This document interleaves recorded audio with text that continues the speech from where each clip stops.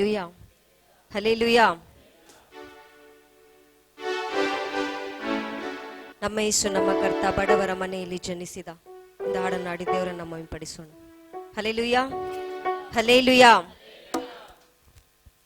ನಮ್ಮ ಯೇಸು ನಮ್ಮ ಕರ್ತ ಬಡವರ ಮನೆಯಲ್ಲಿ ಜನಿಸಿದ. ನಮ್ಮ ಯೇಸು ನಮ್ಮ ಕರ್ತ ಬಡವರ ಮನೆಯಲ್ಲಿ ಜನಿಸಿದ.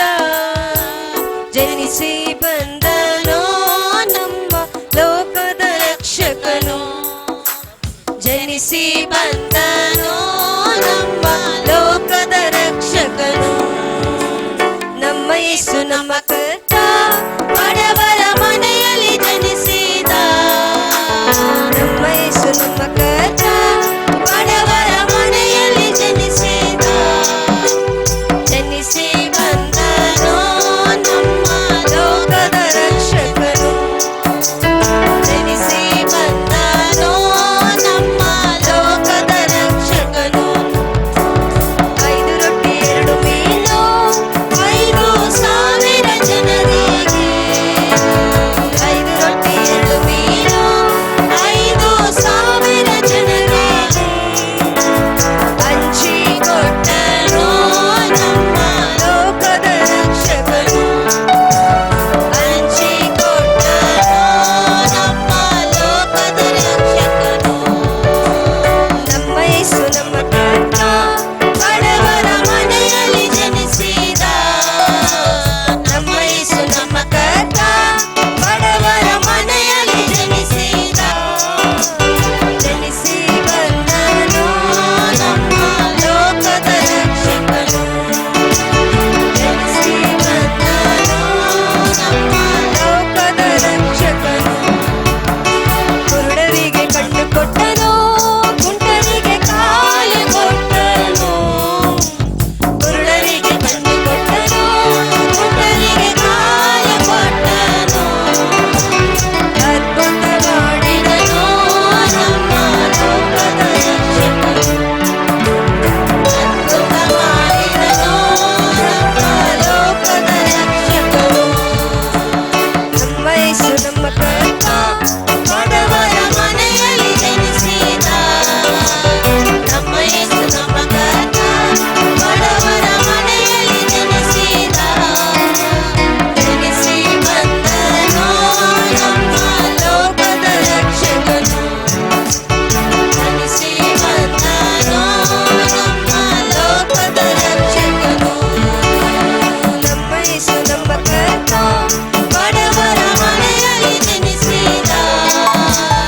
ನಮ್ಮ ಯೇಸು ನಮ್ಮ ಕರ್ತ ಬಡವರ ಮನೆಯಲ್ಲಿ ಜನಿಸಿದ. ಜನಿಸಿ ಬಂದನೋ ನಮ್ಮ ಲೋಕದ ರಕ್ಷಕನು. ಜನಿಸಿ ಬಂದನೋ ನಮ್ಮ ಲೋಕದ ರಕ್ಷಕನು.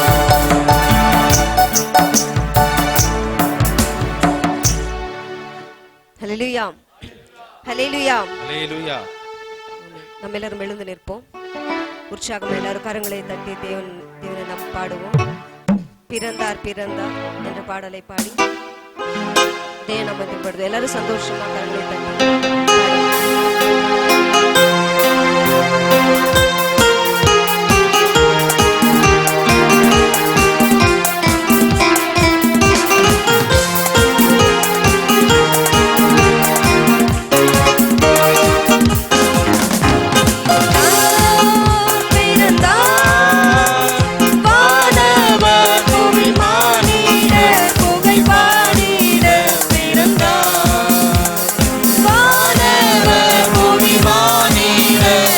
வானவர்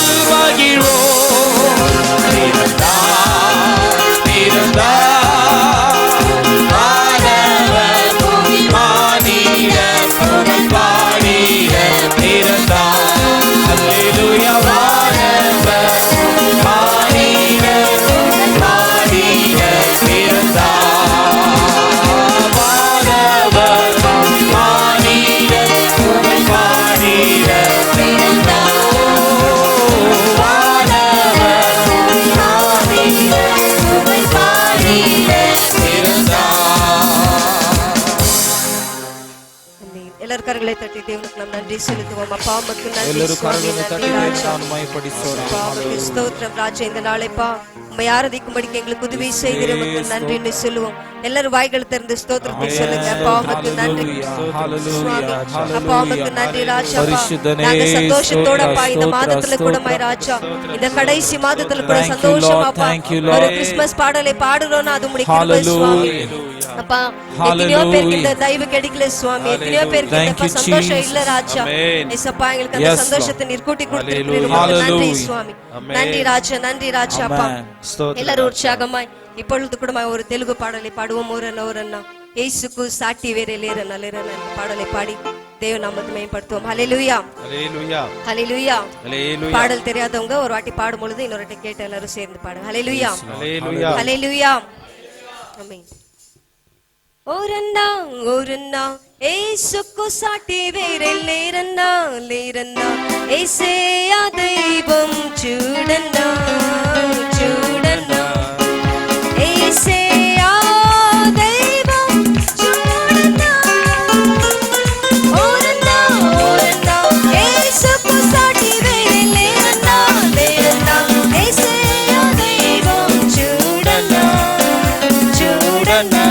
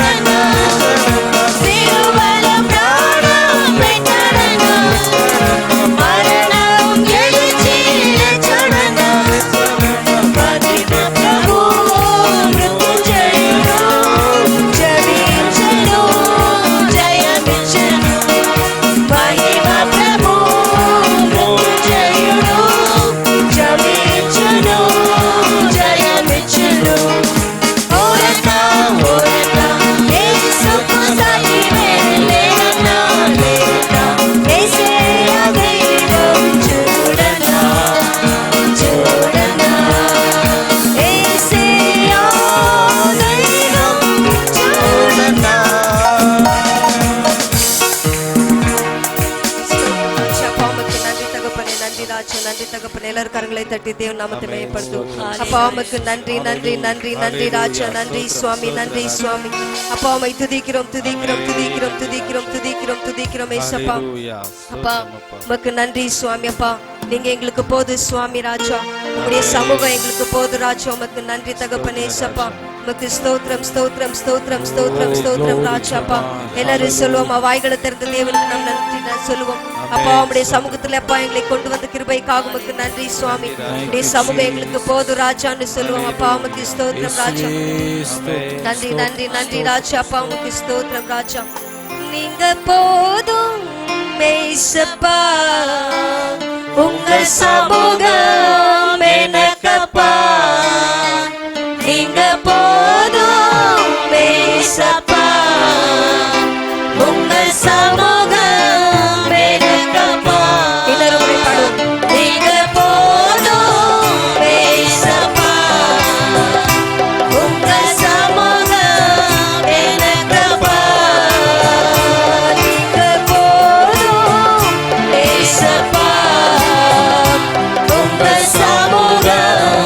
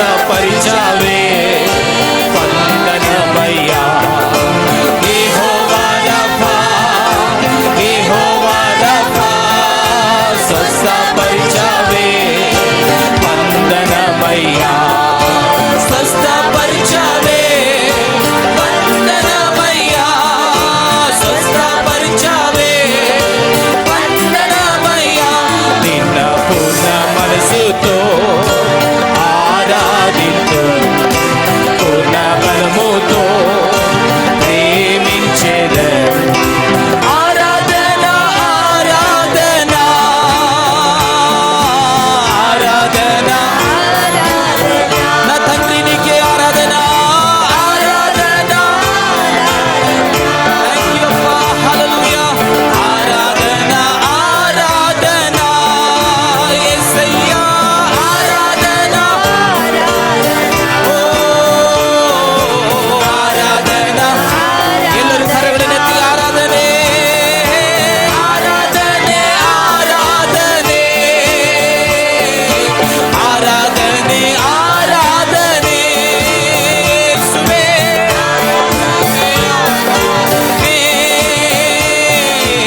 ಆರಾಧನೆ ಥ್ಯಾಂಕ್ ಯು ಜೀಸಸ್ ಆರಾಧನೆ ಆರಾಧನೆ ನಿಮಗೆ ಆರಾಧನೆ ಆರಾಧನೆ ಆರಾಧನೆ ಆರಾಧನೆ ಆರಾಧನೆ ಎಲ್ಲರೂ ಒಂದೇ ಶಬ್ದವಾಗಿ ಆರಾಧನೆ ಹಲ್ಲೆಲೂಯಾ ಆರಾಧನೆ ಓ ಆರಾಧನೆ ಆರಾಧನೆ ಆರಾಧನೆ ಆರಾಧನೆ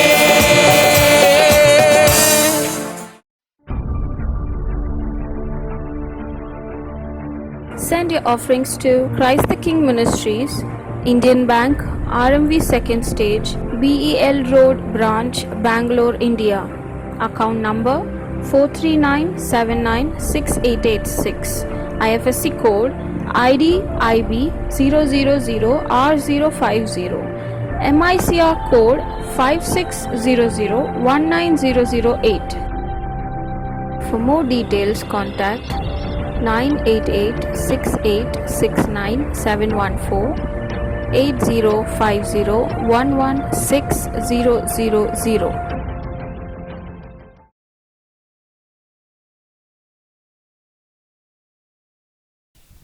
ஹalleluya ஹalleluya. ஸோ இந்த நாட்களில் பார்க்கும்போது டிசம்பர்னாலே ஒரு எக்ஸைட்மெண்ட் இல்லையா ಓಕೆ ಈ ವರ್ಷದಲ್ಲಿ ನೋಡುವಾಗ ನಾವು ಯಾವ ತಿಂಗಳಿದ್ದೀವಿ? ಡಿಸೆಂಬರ್ ತಿಂಗಳಿದ್ದೀವಿ. ಡಿಸೆಂಬರ್ ಅಂದ್ರೆ ಒಂದು ಸಂತೋಷ ಅಲ್ವಾ? எல்லாருக்கும் சந்தோஷமா டிசம்பர் அண்ணா ಎಲ್ರಿಗೂ ಡಿಸೆಂಬರ್ ಅಂದ್ರೆ ಒಂದು ಸಂತೋಷ ಅಲ್ವಾ? ஸோ ஏன்னா அது வந்து கிறிஸ்டியன் லைஃப்ல ஒரு ஸ்பெஷல் ஆன ஃபெஸ்டிவல் வந்து கிறிஸ்மஸ். ಅಂದ್ರೆ ಕ್ರೈಸ್ತರಿಗೆ ಒಂದು ವಿಶೇಷವಾದ ತಿಂಗಳಾಗಿದೆ ಈ ಕ್ರಿಸ್ಮಸ್ ಡಿಸೆಂಬರ್ ತಿಂಗಳಲ್ಲಿ. ಬರ್ಡೇக்கு துணி வாங்குறோமோ இல்லையೋ கிறிஸ்மஸ்க்கு ಕಂಪಲ್ಸರಿ வாங்கணும். ನಮ್ಮ ಹುಟ್ಟು ಹಬ್ಬದ ಆ ಜನ್ಮ ದಿನಕ್ಕಾಗಿ ನಾವು ಬಟ್ಟೆ ತೆಗೆದುಕೊಳ್ತೀವೋ ಕ್ರಿಸ್ಮಸ್ ಹಬ್ಬಕ್ಕೆ ಬಟ್ಟೆ ತಗೊಳ್ತೀವಿ. ஸோ எந்த பண்டிகை நாங்க எந்த விதத்துலயும் எந்த சூழ்நிலை இருந்தாலும் கிறிஸ்மஸ்க்கு வந்து அட்லீஸ்ட் கடனான வாங்கி வீட்ல வந்து நாங்க பண்டிகை ನೋಡಿ ಕ್ರಿಸ್ಮಸ್ ಹಬ್ಬನ ಹೇಗಾದ್ರೂ ಆಚರಿಸಬೇಕಂತ ಹೇಳಿ ನಮ್ಮ ಹತ್ರ ದುಡ್ಡಿಲ್ಲ ಅಂದ್ರೂ ಕೂಡ ಸಾಲ ತಗೊಂಡಾದ್ರೆ ಏನ್ ಮಾಡ್ತೀವಿ ನಾವು ಕ್ರಿಸ್ಮಸ್ ಹಬ್ಬನ ಆಚರಿಸ್ತೀವಿ. ஸோ ஆல்ரெடி சொன்னபடி கிறிஸ்மஸ் வந்து துணி வாங்குறதோ எங்களோட சொந்த காரியங்களை செய்யறது வந்து கிறிஸ்மஸ் கிடையாது. ಕ್ರಿಸ್ಮಸ್ ಅಂದ್ರೆ ನಾವು ಬಟ್ಟೆ ತಗೊಳ್ಳೋದು ನಮ್ಮ ಸ್ವಂತ ಕಾರ್ಯಗಳ ಮಾಡಿಕೊಳ್ಳುವುದು ಅದು ಕ್ರಿಸ್ಮಸ್ ಅಲ್ಲ. So Christmas is an opportunity to share the gospel. Christmas ಅಂದ್ರೆ ದೇವರ ಸಂದೇಶವನ್ನು ಸಾರುವುದಕ್ಕೆ ನಮಗೆ ಸಿಕ್ಕಿರ್ತಕ್ಕಂತ ಒಂದು ಅವಕಾಶ. So இந்த ஆண்டு முழுவதும் நாங்க எப்படி சொல்லலனாலும் இந்த கிறிஸ்மஸ் நாட்களில கிறிஸ்மஸ் எதுக்காக நாங்க கொண்டாடுறோம்ட்டு மற்றவங்களுக்கு சொல்லுகிற ஒரு பண்டிகை. ಒಂದ್ ವೇಳೆ ಈ ವರ್ಷದ 11 ತಿಂಗಳಲ್ಲಿ ನಾವು ಯೇಸು ಸ್ವಾಮಿ ಬಗ್ಗೆ ಹೇಳ್ತಿದ್ರು ಕೂಡ ಈ ಒಂದು ಕ್ರಿಸ್ಮಸ್ ತಿಂಗಳಲ್ಲಿ ಯೇಸು ಸ್ವಾಮಿ ಯಾಕೆ ಹುಟ್ಟಿದ್ರು ಎಂಬ ಶುಭ ಸಮಾಚಾರವನ್ನ ಎಲ್ಲರೂ ಕೂಡ ತಿಳಿಸಬೇಕು. ಸೊ இந்த நாளில கூட ஒரு தீர்மானத்தை இந்த லாஸ்ட் மந்த்ல செகண்ட் சண்டேல ஒன்லி விமென்ஸ்ல இருக்கிற ஒருத்தரும் தேவன் ஜீவன் கொடுத்திருக்காங்க. இந்த வருடத்துல நாங்க யாருக்குமே சுவிசேஷத்தை சொல்லாவிட்டாலும் கிறிஸ்மஸ்ல அட்லீஸ்ட் ஒருத்தருக்காக ದೇವನ್ ನಮಕಾಗ ಪಿರಂದಾರ್ ಅಂದ್ರೆ ಇಂದ ನಚ್ಚೇದಿಯ ಒಂದು ಅನೇಕರಿಗೆ ನಾಂಗ ಸೊಲ್ಲ. ಈ ಒಂದು ತಿಂಗಳಲ್ಲಿ ಎರಡನೇ ಭಾನುವಾರ ಸ್ತ್ರೀಯರ ಭಾನುವಾರ. ಒಂದು ವೇಳೆ ಇಷ್ಟು ದಿವಸ ಕ್ರಿಸ್ಮಸ್ ಬಗ್ಗೆ ಹೇಳ್ತಿದ್ರು ಕೂಡ ಇವತ್ತೊಂದು ತೀರ್ಮಾನ ಮಾಡ್ರಿ, ನಾನು ಯೇಸು ಸ್ವಾಮಿಯವರ ಕ್ರಿಸ್ಮಸ್ ಬಗ್ಗೆ ಜನನದ ಬಗ್ಗೆ ನಾನು ಹೇಳ್ತೀನಿ ಅಂತ ಹೇಳಿ. சும்மா வாயில சொல்லிட்டு விட்டுறதில்ல, கொடுத்து சொல்லணும். ಬಾಯಲ್ಲಿ ಹೇಳಿ ಸುಮ್ಮನಿರೋದಲ್ಲ, ನಾವೇನಾದ್ರೂ ಕೊಟ್ಟು ಅವರಿಗೆ ನಾವು ಕ್ರಿಸ್ಮಸ್ ಹಬ್ಬನ ಹೇಳಬೇಕು. ஸோ சும்மா ஹாப்பி பர்த்டேன்னு சொன்னா அவ்வளோ எக்ஸைட்மெண்ட் இருக்காது. ஆனா gift கொடுத்து ஹாப்பி பர்த்டே சொன்னா அவங்களுக்கு ரொம்ப சந்தோஷம். ಒಬ್ಬರಿಗೆ ಹೋಗ್ಬಿಟ್ಟು ನಾವು ನಿಮಗೆ ಜನ್ಮ ದಿನದ ಶುಭಾಶಯಗಳಂತ ಬರೀ ಹೇಳಿದ್ರೆ ಅವ್ರಿಗೆ ಆನಂದ ಆಗಲ್ಲ, ಏನಾದ್ರು ಕೊಟ್ಟು ಅವ್ರಿಗೆ ಹೇಳಿದ್ರೆ ಅವ್ರಿಗೆ ஸோ ಸಂತೋಷವಾಗ್ತದೆ. இந்த கிறிஸ்மஸ் நாட்களில் அட்லீஸ்ட் ஒரு 10 rupees மஞ்ச் சாக்லேட்டோ 20 rupees டைரி மில்க் சாக்லேட் எடுத்து ஒரு குழந்தைக்கு சொல்லலாம், இயேசு வந்து உனக்காக பிறந்தார், ஹாப்பி கிறிஸ்மஸ் சொன்னாலே அந்த குழந்தைக்கு அங்கே சுவிசேஷம் வந்துடும். ಆ ಮಗುಗೆ ನಾವು ಒಂದ್ ವೇಳೆ 10 ರೂಪಾಯಿ ಚಾಕ್ಲೇಟ್ ಆಗಲಿ 20 ರೂಪಾಯಿ ಚಾಕ್ಲೇಟ್ ಕೈಯಲ್ಲಿ ಕೊಟ್ಟು ಯೇಸು ಸ್ವಾಮಿ ನಿನಗಾಗಿ ಹುಟ್ಟಿದ್ರು ಅಂತ ಹೇಳುವಾಗ ಆ ಮಗುಗೆ ಸಂತೋಷವಾಗ್ತದೆ. ஸோ இந்த நாளில கூட தெரிந்து கொண்ட வேத பகுதி வந்து மத்தேயு எழுதின சுவிசேஷம். ಇವತ್ತು ನಾವು ದೇವರ ಸಂದೇಶಕ್ಕೆಂದು ಆರಿಸಿಕೊಂಡಂತಹ ಸತ್ಯವೇದದ ಭಾಗ ಮತ್ತಾಯನ ಬರೆದ ಸುವಾರ್ತೆ, and the whole chapter, first chapter. ಇಡೀ ಅಧ್ಯಾಯ. So in the first chapter la paakumodu we see the genealogy of Jesus Christ. ಈ ಮೊದಲನೇ ಅಧ್ಯಾಯದಲ್ಲಿ ನೋಡುವಾಗ ಯೇಸು ಕ್ರಿಸ್ತನ ಆ ವಂಶಾವಳಿಯನ್ನು ನೋಡ್ತೇವಲ್ಲ ನಾವು. So எப்போ எங்க இந்த ஆரம்பம் ஆதியிலிருந்து how was the generation of Jesus Christ started? ನೋಡಿ, ಪ್ರಾರಂಭದಲ್ಲಿ ಯೇಸು ಸ್ವಾಮಿಯವರ ಜನನ ಹೇಗಾಯ್ತು ಅಂತ ಮೊದಲನೇ ಒಂದು ವಂಶಾವಳಿ ಚರಿತ್ರೆಯನ್ನು ನಾವು ನೋಡ್ತೇವೆ. So since this is Women's Sunday, ಇದು ಸ್ತ್ರೀಯರ ಭಾನುವಾರ ಆಗಿರೋದ್ರಿಂದ so நான் வந்து நினைச்சேன் பெண்கள் குறித்து இந்த சாப்டர்ல இருந்து எடுத்து பேசலாம்னு. ನಾನು ನೆನೆಸ್ದೆ ಈ ಒಂದು ಅಧ್ಯಾಯದಲ್ಲಿ ಬರುವಂತ ಸ್ತ್ರೀಯ ಹೆಸರು ತಗೊಂಡು ಮಾತಾಡೋಣ ಅಂತ ಹೇಳಿ. So ஒரு question, இந்த first chapterல எவ்வளவு பெண்கள் பேர் இதுல எழுதப்பட்டிருக்கு? ಈಗ ನಿಮ್ಮಲ್ಲಿ ಒಂದು ಪ್ರಶ್ನೆ ಕೇಳ್ತೀನಿ. பைபிள் பார்க்க கூடாது, அப்படியே சொல்லுங்க. ಸತ್ಯವೇದ ನೋಡಬಾರದು. ಈ ಅಧ್ಯಾಯದಲ್ಲಿ ಎಷ್ಟು ಸ್ತ್ರೀಯರ ಹೆಸರು எவ்வளவு ಬರ್ತದೆ? பெண்கள் பேர் இந்த first chapterல பைபிள் பார்க்காம சொல்லணும். என் மூஞ்சிய பாருங்க, என் மூஞ்சிய பார்த்து சொல்லுங்க. ಮತ್ತೇನ ಬರೆದ ಸುವಾರ್ತೆ 1ನೇ ಅಧ್ಯಾಯದಲ್ಲಿ ಬೈಬಲ್ ನೋಡಿದ್ರೆ ಹೇಳ್ಬೇಕು ಎಷ್ಟು ಜನ ಸ್ತ್ರೀಯರ ಹೆಸರುಗಳು ಆ 1ನೇ ಅಧ್ಯಾಯದಲ್ಲಿ ಬರ್ತದೆ. ಮತ್ತೇನ ಬರೆದ ಸುವಾರ್ತೆಯಲ್ಲಿ பெண்கள் பேரு, ಹೆಣ್ಣು ಹೆಸರು ಅಂದ್ರೆ ಸ್ತ್ರೀಯರ ಹೆಸರು 4 பேர் இருக்காங்க, அவங்க பேர் மென்ஷன் ஆயிருக்கா? 4 ಜನ ಇರ್ತಾರೆ, ಅದ್ರ ಹೆಸರುಗಳು ಹೇಳಬೇಕು ನೀವು. மார்த்தால சொல்லுங்க மார்த்தா ஃபர்ஸ்ட் சாப்டர்ல. நான் சொல்லுங்க எலிசபெத், சொல்லுங்க எலிசபெத், ரூத்,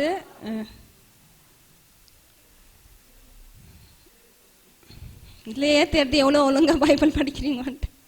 ಇವಾಗ ಗೊತ್ತಾಗುತ್ತೆ ಎಷ್ಟು ಜನ ಬೈಬಲ್ ಓದ್ತೀರಾ ಅಂತ ಹೇಳಿ. ஸோ இந்த பைபிள்ல வந்து ஃபர்ஸ்ட் சாப்டர்ல புனித ஆண்டி கரெக்டா சொன்னாங்க, 4 பெண்கள் இருக்காங்க. ನೋಡಿ, ಪುನೀತ ಆಂಟಿ ಅವರು ಕರೆಕ್ಟ್ ಆಗಿ ಹೇಳಿದ್ರು. ಈ ಒಂದು ಅಧ್ಯಾಯದಲ್ಲಿ 4 ಜನರ ಸ್ತ್ರೀಯರ ಹೆಸರು ಬರ್ತದೆ ಇಲ್ಲಿ. பட் பேருங்க இல்ல, 4 women's are mentioned. ಆ ಒಂದು ಅಧ್ಯಾಯದಲ್ಲಿ 4 ಸ್ತ್ರೀಯರನ್ನ ಹೆಸರು ಸೂಚಿಸಿದ್ದಾರೆ. ಬಟ್ பேர் வந்து 3 பேர் தான் ಇಟ್ ಇಸ್ ಹೈಲೈಟೆಡ್. ಆದ್ರೆ ಮುಖ್ಯವಾದಂತ ಹೆಸರುಗಳನ್ನ ಯಾರು ತೋರಿಸಿದ್ದಾರೆ ಅಂತ ಹೇಳಿದ್ರೆ ಆ 3 ಜನ ಹೆಸರು ಮಾತ್ರ ಎತ್ತಿ ಅದನ್ನ ತೋರಿಸಿದ್ದಾರೆ. ಫಸ್ಟ್ ಒನ್ வந்து ಮೊದಲಾಗಿ ಬಂದು தானக்க சொல்லாதீங்க. ஃபர்ஸ்ட் ஒன் வந்து இப்ப பார்த்து சொல்லுங்க, தெரிஞ்சிச்சு இல்லையா? பார்த்து சொல்லுங்க. ஃபர்ஸ்ட் யாரு? ಈಗ ಮೊದಲನೇ ಹೆಸರು ಯಾರು ನೋಡಿ ಹೇಳಿ ಬೈಬಲ್ ಅಲ್ಲಿ. ಫಸ್ಟ್ ಒನ್, ಫಸ್ಟ್ ಯಾರ பேர் வரும்? ಮೊದಲನೇ ಹೆಸರು ಯಾರು ಬರ್ತದೆ? பார்த்து சொல்லுங்க.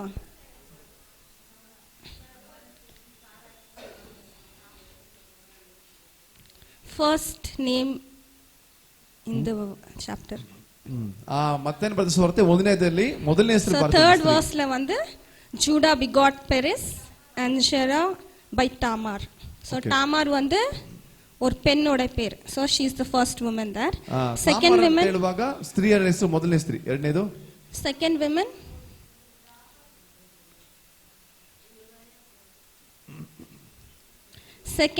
is ಎರಡನೇ ಸ್ತ್ರೀ Ruth. So we'll see in the verse 5 it says Salmon begot Boaz by Rahab. Boaz begot Obed by Ruth. Obed begot Jesse. Solomon Rupena ಪಡೆದುಕೊಂಡು ರೂತನ ಪಡೆದುಕೊಂಡು ಒಬೇಜ್ ಅಂತ ಹೇಳಿ ವಾಕ್ಯ ಹೇಳ್ತದೆ. So we have second Ruth. ಎರಡನೇ ಹೆಸರು Routh. And the name which is not mentioned is verse 6. David the king begot Solomon by her. Name is not mentioned. It is said only by her. ದಾವೀದನ ಪಡೆದುಕೊಂಡದ್ದು ಬರ ಹೆಸರು ಬರ್ತಿಲ್ಲ. By her, and who had been the wife of Uriah. Okay, that is ಊರಿಯನ ಹೆಂಡತಿಯಿಂದ ಅಂತ ಬರೆಯಲ್ಪಟ್ಟಿದೆ, ಹೆಸರು ಕೊಟ್ಟಿಲ್ಲ ಆದ್ರೆ. And finally we see Mother Mary. Mother Mary. Okay. Okay, 3 women's names are highlighted. ಮುಖ್ಯವಾಗಿ 3 ಸ್ತ್ರೀಯರ ಹೆಸರು ಇಲ್ಲಿ ಮುಖ್ಯವಾಗಿ ನೋಡ್ತೇವೆ. So இந்த காலை நேரத்துல கூட there's something to think. ಈ ಬೆಳಗಿನ ಸಮಯದಲ್ಲಿ ನಾವು ಕೂಡ ಕೆಲವು ಕಾರ್ಯಗಳನ್ನು ಯೋಚಿಸಬೇಕಾಗಿದೆ. நாங்க வந்து ஓல்ட் டெஸ்டமென்ட்ல பாக்கும்போது நிறைய பெண்கள் இருக்காங்க. ನಾವು ನೋಡುವಾಗ ಹಳೆಯ ಒಡಂಬಡಿಕೆಯಲ್ಲಿ ಬಹಳ ಸ್ತ್ರೀಯರಿದ್ದಾರೆ. ಬಟ್ இந்த சாப்டர்ல வந்து only 3 women are mentioned. ಆದ್ರೆ ಈ ಅಧ್ಯಾಯದಲ್ಲಿ ನಾವು ನೋಡುವಾಗ 3 ಸ್ತ್ರೀಯರು ಮಾತ್ರ ಇದ್ದಾರೆ. ಎದಕ್ಕಾಗ? What is the reason? ಯಾಕೆ? ಏನು ಕಾರಣ? No, when we see Esther example, Esther, Eve of motheress, Eve is mother of living beings. Esther ಅಂತಕ್ಕಂಥ ಹೆಸರು ನೋಡ್ತೇವೆ. ಆಕೆ ಜೀವಿಸುತ್ತೆ ಹೆಸರು ಅಂತ ಹೇಳಿ ತಾಯಿ. And Esther was the queen. Esther ಬಂದು ರಾಣಿ ಆಗಿದ್ಲು. So ಇವಂಗ ಪೇರೆಲ್ಲ ಕೂಡ வந்திருக்கலாம். ಅವ್ರ ಹೆಸರು ಕೂಡ ಬಂದಿರಬಹುದಾಯ್ತು. But we see இந்த இடத்துல வந்து அந்த பெண்கள் வந்து they are not so famous ஆன பெண்கள் கிடையாது. ನಾನು ನೋಡಿ ಅವರ ಹೆಸರುಗಳೆಲ್ಲ ಬಂದು ಬಹಳ ಪ್ರಸಿದ್ಧವಾಗಿ ಇರಲಿಲ್ಲ ಅವರು. இவங்கெல்லாம் வந்து ரொம்ப ஏழ்மையா இருந்த பெண்கள் when we see in the genealogy of Christ. ಯೇಸು ಕ್ರಿಸ್ತನ ವಂಶಾವಳಿಯಲ್ಲಿ ಬರ್ತಕ್ಕಂಥ ಹೆಸರು ನೋಡುವಾಗ ಇವರೆಲ್ಲರೂ ಕೂಡ ಏನಾಗಿದ್ರು ಅಂತ ಹೇಳಿದ್ರೆ ಬಡವರಾಗಿದ್ರು ಅಂತ ನೋಡ್ತೇವೆ. One is Tamar. ಮೊದಲನೇದಾಗಿ ತಾಮಾರಳು. So ನೀங்க ಕೇಳ್ವಿಪಟ್ಟಿருக்கீங்களா அந்த பெயரை? ನೀವು ಆ ಹೆಸರನ್ನ ಕೇಳಿದ್ದೀರಾ ಯಾವಾಗಾದ್ರೂ? ತಾಮಾರಳು. ತಾಮಾರ್ ಯಾರು? ತಾಮಾರಳು ಯಾರು? ಯಾರಂಗಂಟಿ? ಯಾವ ಸೊಸೆ ಯೆಹೂದಲ್ಲಿ? Judas daughter-in-law. Okay, ಜೂಡಾ ಯಾರು? ಯೂದ ಯಾರು? Who is Judah? Judah is Jacob's son. ಯೂದ ಬಂದು ಯಾಕೋಬ್ ಅವರ ಮಗ. So ஒரு பைபிள் ஸ்டடி மாதிரி இப்போ. So இங்க வந்து Tamar is the daughter-in-law of ತಾಮಾರಳು ಬಂದು Judah. ತಾಮಾರಳು Judah ಬಂದು is the son of eldest the son of Jacob. Okay, so Tamar வந்து ரொம்ப அவ்வளவாக யாருமே அவங்க பத்தி நாங்க பேசுறது கிடையாது, அவ்வளவா நாங்க ಹೈಲೈಟ್ பண்ணது ನೋಡಿ. ತಾಮಾರಳ ಬಗ್ಗೆ ಯಾರು ಕೂಡ ಜಾಸ್ತಿ ಮಾತಾಡಲ್ಲ, ಅವ್ರ ಬಗ್ಗೆ ಹೆಚ್ಚು ಕೂಡ ನಾವು ಅದ್ರ ಬಗ್ಗೆ ಆಲೋಚಿಸೋದಿಲ್ಲ. But the son of God அவங்களோட ಬರ್ತ್ ಹಿಸ್ಟರಿல ಇಸ್ ಮೆನ್ಷನಿಂಗ್ ತಾಮಾರ್. ಆದ್ರೆ ಕರ್ತನಾದ ಯೇಸು ಸ್ವಾಮಿ ತನ್ನ ಜನ್ಮದ ಆ ಒಂದು ವಂಶಾವಳಿಯಲ್ಲಿ ತಾಮಾರಳ ಹೆಸರನ್ನು ಸೇರಿಸಿದ್ದಾರೆ. So we can see the compassionate quality of our God. ಯೇಸು ಕ್ರಿಸ್ತನಲ್ಲಿ ಇರ್ತಕ್ಕಂತ ಆ ಒಂದು ಕನಿಕರದ ಆ ಗುಣಮಟ್ಟ ನಾವು ಅದನ್ನ ನೋಡಬಹುದು. We human beings we see நாங்க வந்து இவங்க இப்படி இருக்கறாங்க, அவங்களோட பொசிஷனை பார்த்து அவங்களோட பணத்தை பார்த்து we judge people. நாங்க வந்து இவங்க வந்து நல்ல பெரியவங்க வந்து we analyze people. ನಾವೇನ್ ಮಾಡ್ತೀವಿ? ಮನುಷ್ಯನ ಹೊರ ತೋರಿಕೆ ನೋಡಿ ಅವರು ಆತರ ಇದ್ದಾರೆ, ತುಂಬಾ ದುಡ್ಡು ಇಟ್ಕೊಂಡಿದ್ದಾರೆ, ಒಳ್ಳೆ ಬಟ್ಟೆ ಹಾಕೊಂಡಿರ್ತಾರೆ, ಏನ್ ಮಾಡ್ತೀವಿ? ಅವ್ರ ಹೆಸರನ್ನ ಎತ್ತಿ ನಾವು ತೋರಿಸ್ತೀವಿ. But our God is not like that. ಆದ್ರೆ ನಮ್ಮ ದೇವರು ಹಾಗಲ್ಲ. We serve so beautiful God. நான் வந்து இன்னைக்கு காலையில தான் இதை நான் ಪ್ರಿಪೇರ್ பண்ணிருந்தேன் இந்த மெசேஜ். ನಾನು ಬೆಳಗ್ಗೆ ಸಮಯದಲ್ಲಿ ಈ ವಾಕ್ಯನ ಓದಿ ನಾನು ಸಂದೇಶ ಸಿದ್ಧ ಮಾಡ್ತಾ ಇದ್ದೆ. ಸೊ நேத்திலிருந்து நான் யோசிச்சேன் இந்த ವಿಮೆನ್ಸ್ ಸಂಡೇ ಎಂದ ಪೆನ್ ಕುರಿತು பேசணும் ಅಂತ. ನಿನ್ನೆಯಿಂದ ಯೋಚನೆ ಮಾಡ್ತಾ ಇದ್ದೆ ಯಾವ ಸ್ತ್ರೀ ಬಗ್ಗೆ ಮಾತಾಡಬೇಕು ಅಂತ ಹೇಳಿ. ಸರಿ, ಇಲ್ಲ இப்போ வந்து ಕ್ರಿಸ್ಮಸ್ ಸೀಸನ್, ಕ್ರಿಸ್ಮಸ್ ಪத்தி பேசலாம்னு யோசிச்சேன். ನಾನು ಕ್ರಿಸ್ಮಸ್ ಬಗ್ಗೆ ಮಾತಾಡೋಣ ಅಂತ ಯೋಚಿಸಿದೆ. But one name kept coming in my mind. ಆದ್ರೆ ಒಂದು ಸ್ತ್ರೀ ಹೆಸರು ನನ್ನ ಮನಸ್ಸಿಗೆ ಆಗಾಗ ಬರ್ತಾನೆ ಇತ್ತು. That is Tamar. ಅದು ತಾಮಾರ್. ஏன்னா நான் எங்கேயோ இவங்க பத்தி நான் கேட்டதே கிடையாது. I have not listened any sermon regarding her. ಯಾಕಂದ್ರೆ ತಾಮಾರಳ ಬಗ್ಗೆ ಇದುವರೆಗೂ ನಾನು ಎಲ್ಲೂ ಕೂಡ ಪ್ರಸಂಗವನ್ನ ಕೇಳಿಲ್ಲ ನಾನು. So I felt maybe God wants me to talk. ஆனா நான் ಮೊಬೈಲ್ல பார்த்தேன், எங்கெங்கனோ பார்த்தேன், ஆனா எனக்கு ஒரு சாட்டிஸ்ஃபேக்ஷனே எனக்கு கிடைக்கல. ஏன்னா ತಾಮಾರಳ ಬಗ್ಗೆ ಎದುರು ನಾನು ಮಾತಾಡಿಲ್ಲ. ಅದ್ ಮಾತ್ರ ಅಲ್ಲ, ಮೊಬೈಲ್ ಅಲ್ಲಿ ಅವ್ರ ಬಗ್ಗೆ ಏನಾದ್ರೂ ಹೆಚ್ಚಿನ ವಿವರ ಸಿಗುತ್ತಾ ಅಂತ ಇಲ್ಲೂ ಸಿಕ್ಕಿಲ್ಲ. ರೂತ್ ಪத்தி ಏನ நாங்க பேசலாம், mother Mary we can talk because we have heard about them. அவங்க பத்தி நிறைய கேள்விப்பட்டிருக்கோம், பேசிருக்கோம், போல்டா பேசிடலாம் கான்ஃபிடென்ஸா. But Tamar is something we have never heard, very very rare name which has been spoken. ರೂತಳ ಬಗ್ಗೆ ನಾವು ಮಾತಾಡಿರಬಹುದು, ಮತ್ತೆ ತಾಯದ ಮರೆಯ ಬಗ್ಗೆ ಬಹಳ ಧೈರ್ಯ ಕೂಡ ಮಾತಾಡಿರಬಹುದು, ಕೇಳಿರಬಹುದು. ಆದ್ರೆ ತಾಮರಳ ಬಗ್ಗೆ ನಾವೆಲ್ಲೂ ಕೂಡ ಹೆಚ್ಚಾಗಿ ನಾವು ಕೇಳಿಲ್ಲ. ಸೊ எனக்கு ನೈಟ್ ಎಲ್ಲ இந்த பேர் தான் தலையில என்ன பேசுறது, what is the story, why this name is coming in my mind. ನನ್ನ ಯೋಚನೆ ಎಲ್ಲ ಅದೇ ಆಗಿತ್ತು, ತಾಮರಳ ಬಗ್ಗೆನೇ ಮಾತಾಡಬೇಕು. ಆದ್ರೆ ನನ್ನಲ್ಲಿ ಒಂದು ಪ್ರಶ್ನೆ, ಯಾಕೆ ತಾಮರಳ ಬಗ್ಗೆನೇ ನಾನು ಮಾತಾಡಬೇಕು ಅಂತ. I could not sleep. I woke up at 2 o'clock, I woke up at 3 o'clock. ஏன்னா நான் sermon prepare பண்ணோம், இன்னும் பண்ணல, என்ன பேசுறதுன்னு தெரியல. ನಾನು ಸರಿ ನಿದ್ರೆ ಕೂಡ ಮಾಡಕ್ಕಾಗಿಲ್ಲ. 2 ಗಂಟೆಗೆ ಎದ್ದೇಳಿದೆ, 5 ಗಂಟೆಗೆ ಎದ್ದೇಳಿದೆ, 3 ಗಂಟೆಗೆ ಎದ್ದೇಳಿದೆ. ಯಾಕಂದ್ರೆ ಯಾವ ಪ್ರಸಂಗ ಮಾಡ್ಬೇಕಂತ ನನಗೆ ರಾತ್ರಿ ಎಲ್ಲ ಯೋಚನೆ ಮಾಡ್ತಾ ಇದ್ದೆ. 4:30 நான் ஏஞ்சி prayer பண்ணேன். Finally, I decided I'll speak about her. 4:30 ಎದ್ದು ಪ್ರಾರ್ಥನೆ ಮಾಡಿದೆ. ಅವಾಗ ನಾನು ತೀರ್ಮಾನ ಮಾಡಿದೆ, ನಾನು ತಾಮಾರಳ ಬಗ್ಗೆ ಮಾತಾಡ್ತೀನಿ. So God spoke to me about Tamar. ದೇವರು ನನ್ನ ಸಂಗಡ ತಾಮಾರಳ ಬಗ್ಗೆ ಮಾತಾಡಿದ್ರು. So Tamar, we can see about her story in the book of Genesis. ನಾವು ತಾಮಾರಳ ಒಂದು ಚರಿತ್ರೆ ಅಥವಾ ಕಥೆ ಆದಿಕಾಂಡ ಪುಸ್ತಕದಲ್ಲಿ ನಾವು ಓದಬಹುದು. Chapter 37. ಆದಿಕಾಂಡ 37ನೇ ತಗೊಳ್ಳೋಣ.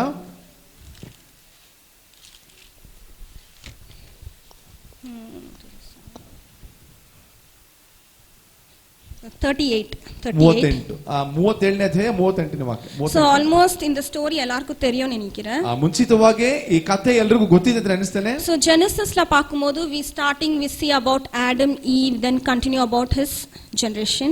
ನಾವು ಆದಿಕಾಂಡ ಪುಸ್ತಕ ಓದುವಾಗ ಆದಾಮ್ ಅವ್ವ ಮುಂದುವರೆದು ಅವರ ಸಂತತಿ ಜನಾಂಗದ ಬಗ್ಗೆ ನೋಡ್ತೇವೆ. So before talking about Tamar, நம்ம வந்து யோசேப்பை பத்தி வந்து நாங்க படிக்கிறோம். We study about Joseph.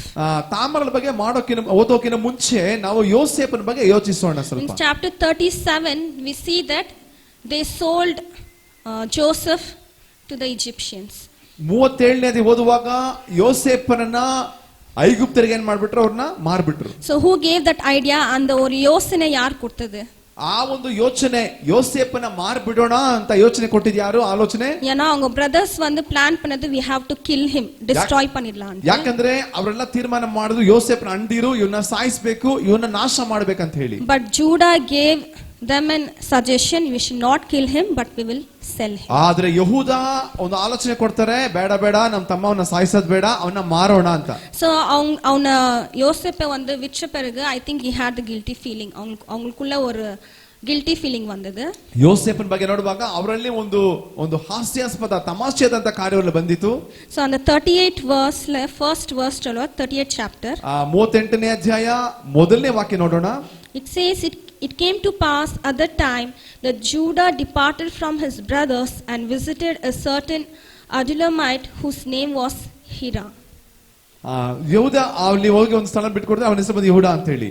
So ಇಂಗ அந்த ವಚನ என்ன சொல்லுது? He departed from his brothers, in the sense he left his brothers.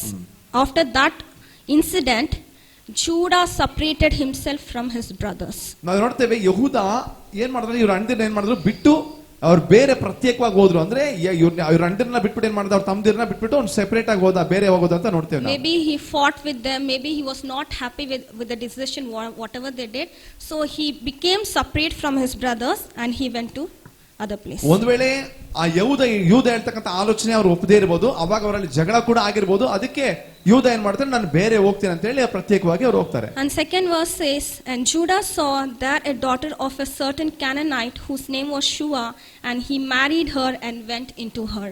ಆ ಶುವ ಅಮ್ಮದೇ ಇರತಕ್ಕಂಥ ಸ್ತ್ರೀನ ಮದುವೆ ಆಗ್ತಾರೆ, ಅವರಿಂದ 2 ಮಕ್ಕಳು ಅವರು ಪಡಿತಾರೆ. So in the second verse no solludu, he married a woman who was a Canaanite.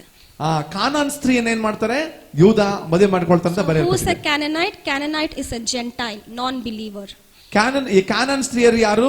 ಆಕೆ ಬಂದು ಅನ್ಯ ದೇಶದೊಳಗೆ ಯೇಸು ಕ್ರಿಸ್ತನ ಬಗ್ಗೆ ಗೊತ್ತಿಲ್ಲದಿರೋರು. She is not an Israelite, she is a Canaanite, which is against God's will. ಆಕೆ ಬಂದು ಇಸ್ರಾಯೇಲ್ ಅಲ್ಲ, ಆಕೆ ಕಾನಾನ್ ದೇಶಕ್ಕೆ ಸೇರಿದವಳು. ಆಕೆ ದೇವರ ಬಗ್ಗೆ ಗೊತ್ತಿಲ್ಲದಿರತಕ್ಕಂತ ಒಬ್ಬ ಸ್ತ್ರೀ. Judah being a chosen generation from Adam, from Jacob, he is coming out, but he chose to marry a Canaanite who is a non-believer. ಯೆಹೂದ ಬಂದು ದೇವರಿಂದ ಆರಿಸಲ್ಪಟ್ಟಂತ ವ್ಯಕ್ತಿ, ಯಾಕೋಬನ ಮಗ, ಆದ್ರೂ ಕೂಡ ಏನ್ ಮಾಡ್ತಾನೆ ಅವನು, ಅನ್ಯ ಜನರನ್ನು ಹೋಗಿ ಅವನು ಮದುವೆ ಮಾಡ್ಕೊಳ್ತಾನೆ. So a believer, a chosen family and a non-believer women are giving birth to 3 children. ನೋಡಿ, ಆ ಯೂದ ಬಂದು ಆರಿಸಲ್ಪಟ್ಟಂತ ವ್ಯಕ್ತಿ, ದೇವರಿಂದ ಅಭಿಷೇಕ ಹೊಂದತಕ್ಕಂತ ವ್ಯಕ್ತಿ, ಅಂತವನ್ನ ಏನ್ ಮಾಡ್ತಾ ಇದ್ದಾನೆ, ಅನ್ಯ ಸ್ತ್ರೀನ ಮದುವೆ ಮಾಡ್ಕೊಳ್ತಾನೆ. ಆಕೆ ಏನ್ ಮಾಡ್ತಾನೆ, ಒಂದು ಮಗುವನ್ನ ಇರ್ತಾ ಇದ್ದಾಳೆ. So first son is ಮೊದಲನೇ ಮಗ ಬಂದು ಹರ್ಡ್ ಅಂತ ಹೇಳಿ, second is Onan, second was Onan ಅಂತ ಹೇಳಿ, third one is Sheila. ಮುಂದಿನ ಬಂದು ಶೀಲಾ ಅಂತ ಹೇಳಿ. So 3 பசங்க அவங்களுக்கு. ಯಹೂದಿಯರಿಗೆ ಬಂದು 3 ಮಕ್ಕಳು. So அந்த ಸ್ಟೋರಿ ಕಂಟಿನ್ಯೂ ನಾங்க படிக்கும்போது ಆ ಒಂದು ಕಥೆಯನ್ನು ಮುಂದುವರಿಸಿ ಓದುವಾಗ 7th verse says, but Judah's firstborn was wicked in the sight of the Lord and the Lord killed him.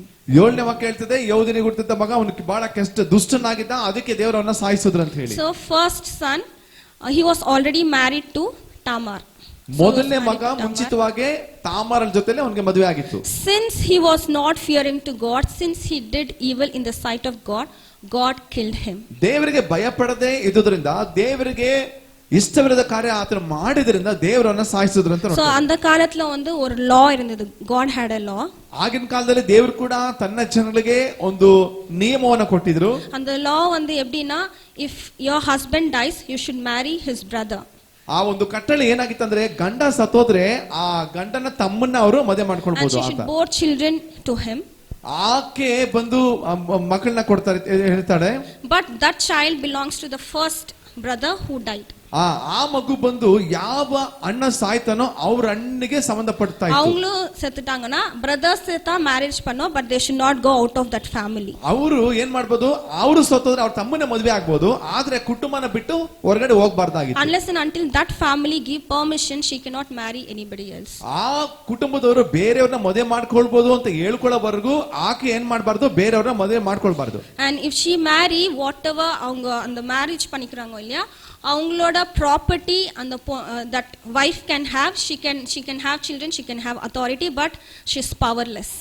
ಆದ್ರೆ ಆ ಯಾರನ್ನ ಮದುವೆ ಮಾಡ್ಕೊಂಡ್ರು ಕೂಡ ಆಸ್ತಿ ಮೇಲೆ ಹಕ್ಕು ಇರ್ತಾ ಇತ್ತು, ಮಕ್ಕಳನ್ನ ಮದುವೆ ಮಾಡ್ಕೊಂಡಿರೋದ್ರಿಂದ. ಆದ್ರೆ ಆಕೆ ಎಲ್ಲ ಅಧಿಕಾರ ಹೊಂದಿದ್ರು ಕೂಡ ಆಕೆ ಅಧಿಕಾರ ಹೊಂದಿರೋಳಾಗಿರ್ಲಿಲ್ಲ. So what happens, her first husband dies. ಇಲ್ಲೇನಾಗ್ತದೆ, ಮೊದಲನೇ ಗಂಡ ಸತ್ತೋಗ್ತಾರೆ. So ಒಡನೆ according to the law, they get married to the second son. ಎರಡನೇ ಮಗನಿಗೆ ಅವ್ರು ಏನಾಗ್ತದೆ, ಕಾಟಳೆ ಪ್ರಕಾರ ಮದುವೆ ಆಗ್ತಾರೆ.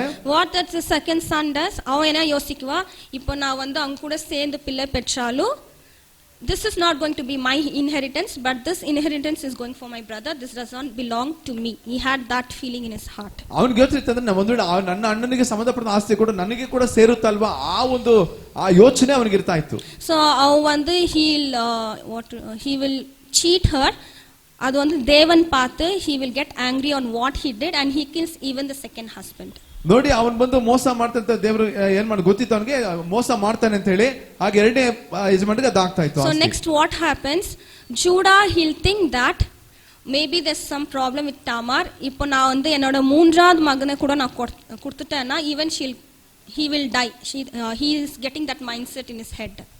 ನೋಡಿ, ಅವನು ಯಹೂದ ಏನ್ ಯೋಚನೆ ಮಾಡ್ತಾನೆ, ಒಂದ್ ವೇಳೆ ಮೂರನೇ ಮಗನ ಕೊಟ್ಟು ಕೂಡ ಅವನು ಸಾಕ್ತೋಗ್ಬೋದು ಅಂತ ಹೇಳಿ ಆತರ ಒಂದು ತಪ್ಪಾದ ಆಲೋಚನೆ ಮಾಡ್ತಾನೆ. So to avoid her, ಅವ ಏನ ಪண்றானா, he will say that since my son is young, let him grow up, then I'll give him for you to marry, you will go to your father's place. ಅವನು ಹೇಳ್ತಾನೆ, ನನ್ನ ಮಗ ಯವನಸ್ಥನ ಆದ್ಮೇಲೆ ಕೊಟ್ಟು ಮದುವೆ ಮಾಡ್ತೀನಿ, ಆಮೇಲೆ ಆ ಸ್ಥಾನಕ್ಕೆ ನೀವು ಹೋಗ್ಬೋದು ಅಂತ ಹೇಳಿ ಆತರ ಯೋಚನೆ ಮಾಡ್ತಾನೆ. He is saying that to avoid her. ಆಕೆನ ಸ್ವಲ್ಪ ಹತೋಟಿಗೆ ತರುವುದಕ್ಕೋಸ್ಕರ ಆ ರೀತಿಯಾಗಿ ಅವನು ಹೇಳ್ತಾನೆ. எதனா ஒரு ரீசன் கொடுத்து அந்த பெண்ணை வந்து அந்த ஃபேமிலில இருந்து செப்பரேட் பண்ணதுக்கு he is giving a reason. ಅವನಿಗೆ ಏನಾದ್ರೂ ಮಾಡಿ ಕುಟುಂಬದಿಂದ ಈ ಸ್ತ್ರೀನ ಬೇರೆ ಮಾಡ್ಬೇಕು, ಸ್ವಲ್ಪ ದೂರ ಇಡಬೇಕಂತ ಆಲೋಚನೆ ಮಾಡ್ತಾನೆ. But Tamar, she didn't do anything here. Tamar didn't do anything but remained quiet for whatever happened. When her husband died, according to the law, what God said, she's surrendering to whatever God said. ದೇವ್ರು ಏನ್ ಹೇಳಿದಾರೋ ಆ ಒಂದು ಕಟ್ಟಳೆಗೆ ಆಕೆ ಬದ್ಧಳಾಗಿರೋದ್ರಿಂದ ಆಕೆ ಏನ್ ಮಾಡ್ತಾಳೆ, ಆತನು ಏನ್ ಹೇಳ್ತಾನೋ ಆ ಪ್ರಕಾರವಾಗಿ ದೇವ್ರ ಆಜ್ಞೆ ಪ್ರಕಾರ ನಡೀತಾಳೆ. As God said, if your first husband dies, you have to marry his brother. She married. ದೇವ್ರ ಆ ಒಂದು ನಿಯಮ ನೋಡ್ತೇವೆ, ಒಂದ್ ವೇಳೆ ಅಣ್ಣ ಸತ್ತೋದ್ರೆ ತಮ್ಮನ್ನ ಮದುವೆ ಮಾಡ್ಕೊಳ್ಬೇಕಂತ ಕಾನೂನು ಇತ್ತು, ಅದೇ ತರ ತಮ್ಮನ್ನ ಮದುವೆ ಮಾಡ್ಕೊಳ್ತಾಳೆ. So if that is not there, you have to go for the third brother. Ana avanga avoid பண்றதுக்காக they will send her back to father's house. ಆದ್ರೆ ಮತ್ತೆ ಎರಡನೇ ತಮ್ಮ ಸತ್ತೋದ್ರೆ ಮೂರನೇ ಮದುವೆ ಮಾಡ್ಕೋದಾಯ್ತು. ಆದ್ರೆ ಯೋಧ ಏನ್ ಮಾಡ್ತಾನೆ, ಇದನ್ನ ತಡೆಯೋದಕ್ಕೋಸ್ಕರ ಆ ಮಾವನ ಮನೆಗೆ ಆಕೆನ ಕಳಿಸ್ತಾ ಇದ್ದಾಳೆ. This is what happens in our life. ಇದೇ ಒಂದು ಕಾನೂನು ಆಗಿತ್ತು ಆ ದಿನದಲ್ಲಿ. நம்மளோட வாழ்க்கையில கூட நாங்க अनेक காரியங்களிலே we try to be faithful. ನಮ್ಮ ಜೀವನದಲ್ಲೂ ಕೂಡ ಅನೇಕ ವರ್ಷ ನಾವು ನಂಬಿಗಸ್ತರಾಗಿರ್ಬೇಕಂತ ಯೋಚನೆ ಪ್ರಯತ್ನ ಮಾಡ್ತೀವಿ. We obey whatever our parents or who our teachers or people who are elder to us எங்களுக்கு என்ன சொன்னாலும் we will think that this should happen in our life, so we will surrender. ನಮ್ಮ ಹಿತವರಾಗ್ಲಿ ಶಿಕ್ಷಕರಾಗ್ಲಿ ಜನಗಳಾಗ್ಲಿ ಏನೆಲ್ಲ ಕೂಡ ಅದಕ್ಕೆ ನಾವು ವಿಧೇಯರಾಗಬೇಕು, ಯಾಕಂದ್ರೆ ನಾವು ಆ ವಿಧೇಯರಾಗ್ತೀವಿ ಅಂತ ಹೇಳಿ ಒಪ್ಪಿಸ್ಕೊಟ್ಟಿರ್ತೀವಿ. But there are some people who try to avoid பண்ணுவாங்க. எப்படி இங்க who is that Judah thought of avoiding Tamar. There are some people who avoid us in our life. ಯಹೂದ ಯಾವ ತರ ತಾಮಾರನ್ನ ಆ ಒಂದು ನಿಯಂತ್ರಣದಲ್ಲಿ ಇಟ್ಕೊಂಡಿದ್ರು, ಅದೇ ತರ ಕೆಲವು ಜನರು ನಮ್ಮನ್ನು ಕೂಡ ಏನ್ ಮಾಡ್ತಾರೆ, ನಿಯಂತ್ರಣದಲ್ಲಿ ಇಟ್ಕೊಳ್ಬೇಕಂತ ಪ್ರಯತ್ನ ಪಡ್ತಾ ಇರ್ತಾರೆ. So ಒಂದು ரொம்ப she patiently waited.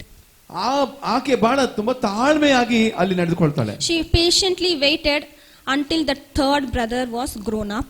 ನೋಡಿ, ತಾಮರಳು ತಾಳ್ಮೆಯಿಂದ ಕಾಯ್ತಾ ಇದ್ದಾಳೆ ಎಲ್ಲಿವರೆಗೂ ಮೂರನೇ ಮಗ ಬೆಳೆದು ಯವನಸ್ನ ಆಗುವವರೆಗೂ. Then immediately she understood.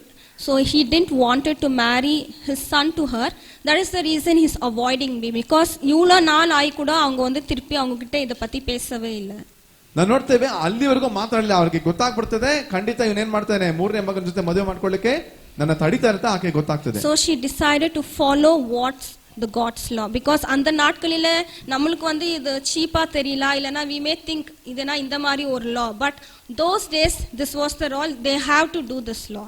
ಒಂದ್ ವೇಳೆ ಈಗಿನ ಕಾಲದಲ್ಲಿ ಯೋಚಿಸುವಾಗ ಅದನ್ನ ನಾವು ಕೆಲವು ಸಾರಿ ಅದನ್ನ ಅಸಡ್ಡೆಯಾಗಿ ತಿಳ್ಕೊಳ್ಬಹುದು, ಈ ತರ ಇತ್ತ ಅಂತ ಹೇಳಿದ್ರೆ ಆಗಿನ ಕಾಲದಲ್ಲಿ ದೇವರಿಂದ ಈ ತರ ಕಾನೂನು ಆಜ್ಞೆಗಳಲ್ಲಿ ಕೊಡಲ್ಪಟ್ಟಿತ್ತು.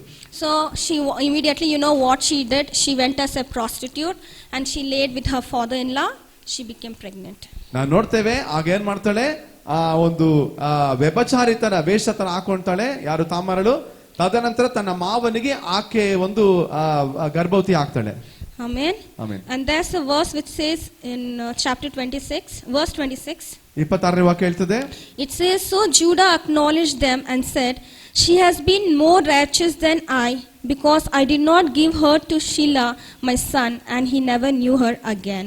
ನೋಡಿ ಆತನ ಹೇಳ್ತಾನೆ, ಈಕೆ ನನಗಿಂತಲೂ ನೀತಿವಂತಳಾಗಿದ್ದಾಳೆ, ಯಾಕಂತ ಹೇಳಿದ್ರೆ ನನ್ನ ಮಗನ್ನ ಕೊಟ್ಟು ಆಕೆಗೆ ವಿವಾಹ ಮಾಡಲಿಲ್ಲ ಅಂತ ಹೇಳಿ.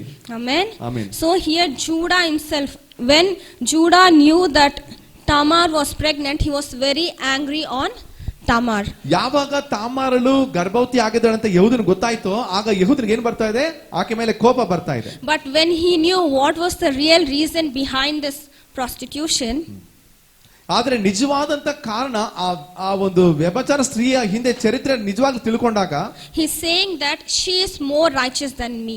ಆ ಯಹೂದ ಹೇಳ್ತಾ ಇದ್ದಾನೆ ನನಗಿಂತಲೂ ಆಕೆ ನೀತಿವಂತಳು ಅಂತ ಹೇಳಿ. So in the ನೇರತ್ಲ ಕೂಡ what I want to specify about Tamar is, ಇವತ್ತು ನಾನು ತಾಮಾರಳ ಬಗ್ಗೆ ಒಂದು ಮುಖ್ಯವಾದ ಕಾರ್ಯವನ್ನ ಏನ್ ಹೇಳ್ಬೇಕಂತಿದ್ದೀನಿ ಅಂದ್ರೆ, she had patience. ಆಕೆಗೆ ತಾಳ್ಮೆ ಇತ್ತು. So we being as a woman, ನಾವು ಸ್ತ್ರೀಯರಾಗಿರೋದ್ರಿಂದ just keep ourselves in the place of Tamar. ನಾವು ತಾಮಾರಳ ಸ್ಥಾನದಲ್ಲಿ ಇಟ್ಟು ಯೋಚಿಸಬೇಕು. There's somebody who's avoiding you. ಒಂದ್ ವೇಳೆ ನಿಮ್ಮನ್ನ ಯಾರಾದ್ರೂ ನಿಯಂತ್ರಿಸ್ತಾ ಇದ್ದಾರೆ, There's somebody who don't want to give you the position, your position. ಒಂದ್ ವೇಳೆ ನಿಮಗಿರ್ತಕ್ಕಂತ ಸ್ಥಾನಮಾನ ಕೊಡಬಾರ್ದು ಅಂತ ಹೇಳಿ ಯಾರಾದ್ರೂ ನಿಯಂತ್ರಿಸ್ತಾ ಇದ್ರೆ, So just imagine what type of situation you go through. ನಿಮ್ಮ ನೀವು ಊಹಿಸ್ಕೊಳ್ರಿ ಎಂತಹ ಸ್ಥಿತಿಯಲ್ಲಿ ನೀವು ಹಾದು ಹೋಗ್ತೀರಾ ಅಂತ. She's completely a widow. She don't have anybody with her. She don't have her husband. She's childless. She don't know what to do. She don't have a hope. அந்த டைம்ல அவங்க குரலை எடுத்து கூட பேச முடியாது பெண்கள். இந்த நாட்களில we are talking, but in those days women cannot raise their voice and talk. ನೋಡಿ, ತಾಮಾರಳಿಗೆ ಆ ದಿನಗಳಲ್ಲಿ ಗಂಡ ಇಲ್ಲ, ಆಕೆ ಯಾರತ್ರ ಕೂಡ ಹೋಗಿ ಮಾತಾಡಕ್ಕೂ ಆಗಲ್ಲ. ಆದ್ರೆ ಇವತ್ತು ನೋಡುವಾಗ ಸ್ತ್ರೀರು ಏನ್ ಮಾಡ್ಬೋದು, ನಮಗಿರ್ತಕ್ಕಂಥ ಹಕ್ಕನ್ನ ಧೈರ್ಯವಾಗಿ ಹೋಗಿ ಕೇಳಬಹುದು, ಆದ್ರೆ ಆ ದಿನಗಳಲ್ಲಿ ಹೋಗಿ ಮಾತಾಡ್ತಾ ಇರಲಿಲ್ಲ. So here when we see why God is giving Tamar a place in the genealogy of Christ is, she waited patiently and acted with wisdom at the right time. ನೋಡಿ, ಸರಿಯಾದ ಸಮಯದಲ್ಲಿ ಸರಿಯಾದ ಜ್ಞಾನದಿಂದ ಸರಿಯಾದ ರೀತಿಯಲ್ಲಿ ತಾಮಾರಳು ವರ್ತಿಸ್ತಾ ಇದ್ದಾಳೆ. ಅದಕ್ಕಾಗಿ ಯೇಸು ಕ್ರಿಸ್ತನು ತನ್ನ ವಂಶಾವಳಿಯಲ್ಲಿ ತಾಮಾರಳ ಹೆಸರನ್ನು ಹಾಕಿದ್ದಾರೆ. From the beginning, when her first husband died, till the time she got pregnant, the suffering she went through, the shame she went through was known only to God. ನೋಡಿ, ತಾಮಾರಳು ಮೊದಲನೇ ಗಂಡ ಸತ್ತಾಗ ಆಕೆ ಗರ್ಭವತಿಯಾದಾಗ ಎಲ್ಲಾ ಸ್ಥಿತಿ ಕೂಡ ಯಾರಿಗೆ ಗೊತ್ತಿತ್ತು ಅಂದ್ರೆ ದೇವ್ರಿಗೆ ಗೊತ್ತಿತ್ತು.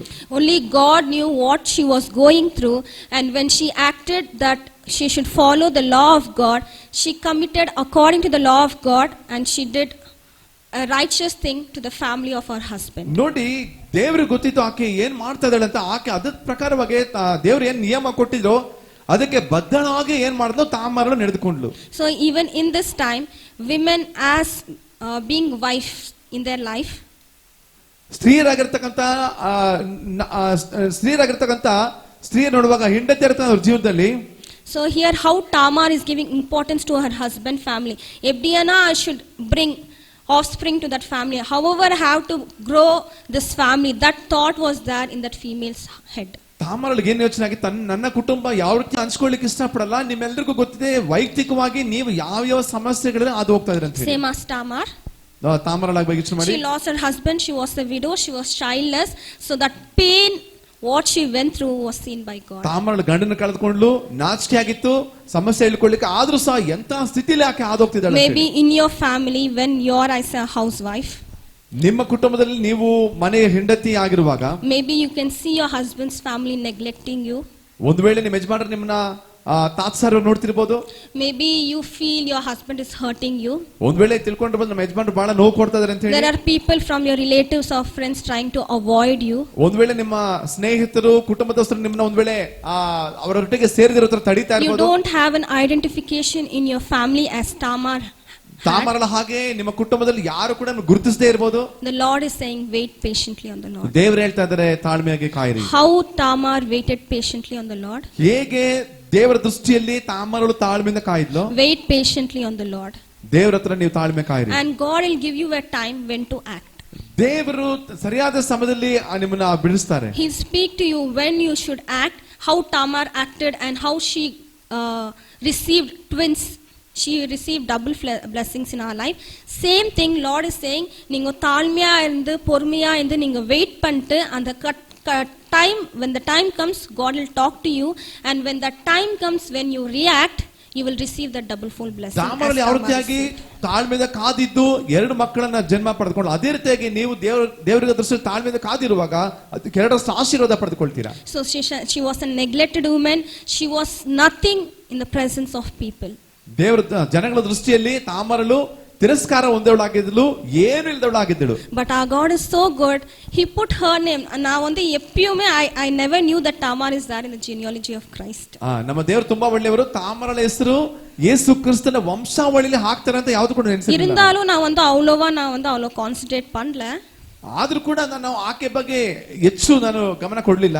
But God is trying to highlight here, saying that யாருமே அவங்கள பார்க்கலனாலும் everyone thought she's something an unworthy vessel, avoided person, எல்லாம் வந்து ஒரு கீழ்த்தலமா பார்த்தாலும் but in her God's sight she was precious. ನಾನು ಯೋಚನೆ ಮಾಡಿದೆ, ತಾಮಾರಳು ಅಯೋಗ್ಯಳಾಗಿದ್ರು ಕೂಡ ಎಲ್ಲಾ ಜನರ ದೃಷ್ಟಿಯಲ್ಲಿ ಆಕೆ ತಿರಸ್ಕಾರ ಹೊಂದಿದ್ರು ಕೂಡ ದೇವರ ದೃಷ್ಟಿಯಲ್ಲಿ ಆಕೆ ಅಮೂಲ್ಯಳಾಗಿದ್ದಳು. Amen. Amen. So in the ಕಾಲ நேரத்துல கூட God is speaking to each and every woman, not only women, everyone. Maybe இப்போலாம் பார்க்கும்போது, as I told, maybe in workplace or maybe in your colleges, any place you feel this partiality, you feel people are rude to you, people are not highlighting your talent, people are like totally putting you down. Even though you have that position, God is saying that people may think you are nothing, but you are precious in my sight. ಈ ಬೆಳಗಿನ ಸಮಯದಲ್ಲಿ ಸ್ತ್ರೀಯರು ಮಾತ್ರ ಅಲ್ಲ, ಈ ಒಂದು ಮಾತು ಪ್ರತಿಯೊಬ್ಬರು ಕೂಡ ಒಂದ್ ವೇಳೆ ನೀವು ಓದುವಂತ ಕಾಲೇಜಲ್ಲಿ ಆಗಿರ್ಬೋದು, ಕೆಲಸ ಮಾಡ್ತಕ್ಕಂಥ ಜಾಗದಲ್ಲಿ ಆಗಿರ್ಬೋದು, ಎಲ್ಲೇ ಇರ್ಬೋದು, ನೀವು ಒಂದ್ ವೇಳೆ ನಿಮ್ಮನ್ನ ಪ್ರತಿಭೆ ಇದ್ರು ಕೂಡ ನಿಮ್ಮನ್ನ ಬೇಡ ಅಂತವ್ರು ಕೆಳಮಟ್ಟದಲ್ಲಿ ಬೇಡ ಅಂತವ್ರು ಕೆಳಗಡೆ ತಳ್ತಾ ಇದ್ರು ಕೂಡ ದೇವರ ದೃಷ್ಟಿಯಲ್ಲಿ ಅಮೂಲ್ಯರಾಗಿದ್ದೀರಾ ನೀವು. Amen. Amen. So the second woman I'm going to talk is Ruth. ಎರಡನೇ ಸ್ತ್ರೀ ಬಗ್ಗೆ ನಾನು ಮಾತಾಡುವಂತ ಸ್ತ್ರೀ ಯಾವ್ದಂದ್ರೆ ರೂತ್. So Ruth ಪತಿ ಎಲ್ಲಾರ್ಕುಮೇ ತೆರಿಯೋ. ಈಗಾಗಲೇ ಮುಂಚಿತವಾಗಿ ರೂತ್ ಬಗ್ಗೆ ಎಲ್ಲರೂ ಚೆನ್ನಾಗಿ ಗೊತ್ತು. So even she is a widow. ಆಕೆ ಸಹ ವಿಧವೆ. So when we see in chapter 1, Ruth chapter 1, Routh ಬರೆದ ಪುಸ್ತಕ 1ನೇ ಅಧ್ಯಾಯದಲ್ಲಿ ಓದುವಾಗ 1ನೇ ಅಧ್ಯಾಯದಲ್ಲಿ it says, it came to pass in the days when the judges ruled that there was a famine in the land, and a certain man of Bethlehem, Judah, went to dwell in the country of Moab, he and his wife and his 2 sons. ನಾವು ನೋಡ್ತೇವೆ ನ್ಯಾಯಸ್ಥಾಪಕರು ಆಳುವಂತ ಕಾಲದಲ್ಲಿ ನಾವೇನ್ ಮಾಡ್ತೇವೆ, ಅಲ್ಲಿ ಒಂದು ನೋಡ್ತೇವೆ, ಅಲ್ಲಿ ಆ ಕಾಲದಲ್ಲಿ ಬರಗಾಲ ಇತ್ತು. ಅವಾಗ ಏನ್ ಮಾಡ್ತಾರೆ, ನಹೋಮಿ ಅವರ ಕುಟುಂಬದವರು ಅವ್ರೇನ್ ಮಾಡ್ತಾರೆ, ಆ ಬೆತ್ಲೆಹೇಮ್ನ ಬಿಟ್ಟು ಮೋವಾಬ್ ದೇಶಕ್ಕೆ ಅವ್ರು ಹೋಗ್ತಾರೆ. Third verse says, then Elimelech, Naomi's husband, died and she left and her 2 sons. ಎಲಿಮೆಲೆಕ್ ಏನ್ ಮಾಡ್ತಾನೆ, ಈ ಎರಡು ಮಕ್ಕಳನ್ನ ತನ್ನ ಹೆಂಡತಿನ ಬಿಟ್ಟು ಅವನು ಸಾಯ್ತಾನೆ. Fifth verse says that even her sons died. 5ನೇ ವಾಕ್ಯ ಹೇಳ್ತದೆ ಅವ್ರ ಮಕ್ಕಳು ಕೂಡ ಸಾಯ್ತಾರೆ ಅಂತ ಹೇಳಿ. So in the storyல வந்து நாங்க பாக்கும்போது ஒருத்தர் இருக்கறாங்க, there's a man called Elimelech. ಇಲ್ಲಿ ಒಬ್ಬ ವ್ಯಕ್ತಿ ಇದ್ದಾರೆ ಈ ಕಥೆಯಲ್ಲಿ, ಎಲಿಮೆಲೆಕ್ ಅವ್ರ ಬಗ್ಗೆ ಹೆಸರು ನೋಡ್ತೇವೆ ಇಲ್ಲಿ. அவங்க இருந்த அந்த பெத்லஹேம் ஊரை விட்டு ಅವರಿದ್ದಂತ ಬೆತ್ಲೆಹೇಮ್ ಊರನ್ನ ಬಿಟ್ಟು, so he had one wife, 2 sons, 2 daughters. ಎಲಿಮೆಲೆಕಿಗೆ ಒಂದು ಹೆಂಡತಿ 2 ಮಕ್ಕಳು ಇದ್ರು ಅಂತ ನೋಡ್ತೇವೆ ನಾವು. So கொஞ்ச காலம் ஆயிட்ட பிறகு அந்த எலிமெலெக் வந்து இறந்துடுவாங்க. ಸ್ವಲ್ಪ ದಿವಸಗಳಾದ ಮೇಲೆ ಎಲಿಮೆಲೆಕ್ ಸತ್ತು ಹೋಗ್ತಾರೆ. So கொஞ்ச 10 years ಗ್ಯಾಪ್ ಆಯ್ತ பிறகு even his both sons die. 10 ವರ್ಷಗಳಾದ ಮೇಲೆ 2 ಮಕ್ಕಳು ಕೂಡ ಸಾಯ್ತಾರೆ. So first daughter in law வந்து ಓರ್ಫಾ, second வந்து ರೂತ್. ಮೊದಲನೇ ಸೊಸೆ ಬಂದು ಓರ್ಪಾ, ಎರಡನೇ ಸೊಸೆ ಬಂದು ರೂತ್. So Naomiக்கு வந்து she'll become very depressed. She didn't know what to do. அந்த ஒரு சூழ்நிலை, so you can imagine, you lost your husband, you lost your children, you don't know what to do next. ನೋಡಿ, Naomi ಬಂದು ಈಗ ಗಂಡನ ಕಳ್ಕೊಂಡಿದ್ದಾರೆ, ಬಹಳ ದಿಗ್ಭ್ರಮ ಸ್ಥಿತಿಯಲ್ಲಿ ಇದ್ದಾರೆ. ಅದೇ ಸ್ಥಿತಿಯಲ್ಲಿ ನೀವಿದ್ದೀರಾ ಅಂತ ಯೋಚನೆ ಮಾಡಿ. ಕಳ್ಕೊಂಡಿದ್ದೆ, ಮಕ್ಳು ಕಳ್ಕೊಂಡು ಅಂತ ಹೇಳಿ ಯಾರನೋ ಒರ್ತರು 9th verse ವಾಸಿಂಗ 9ನೇ ವಾಕ್ಯ ಓದಿ.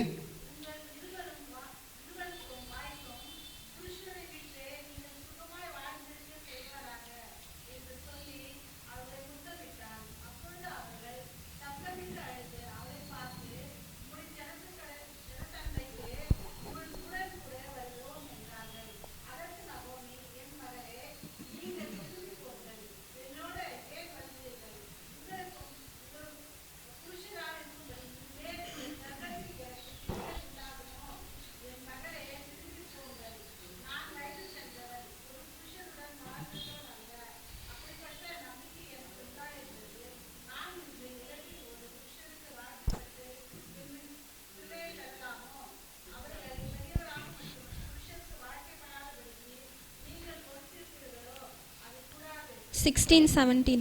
16-17.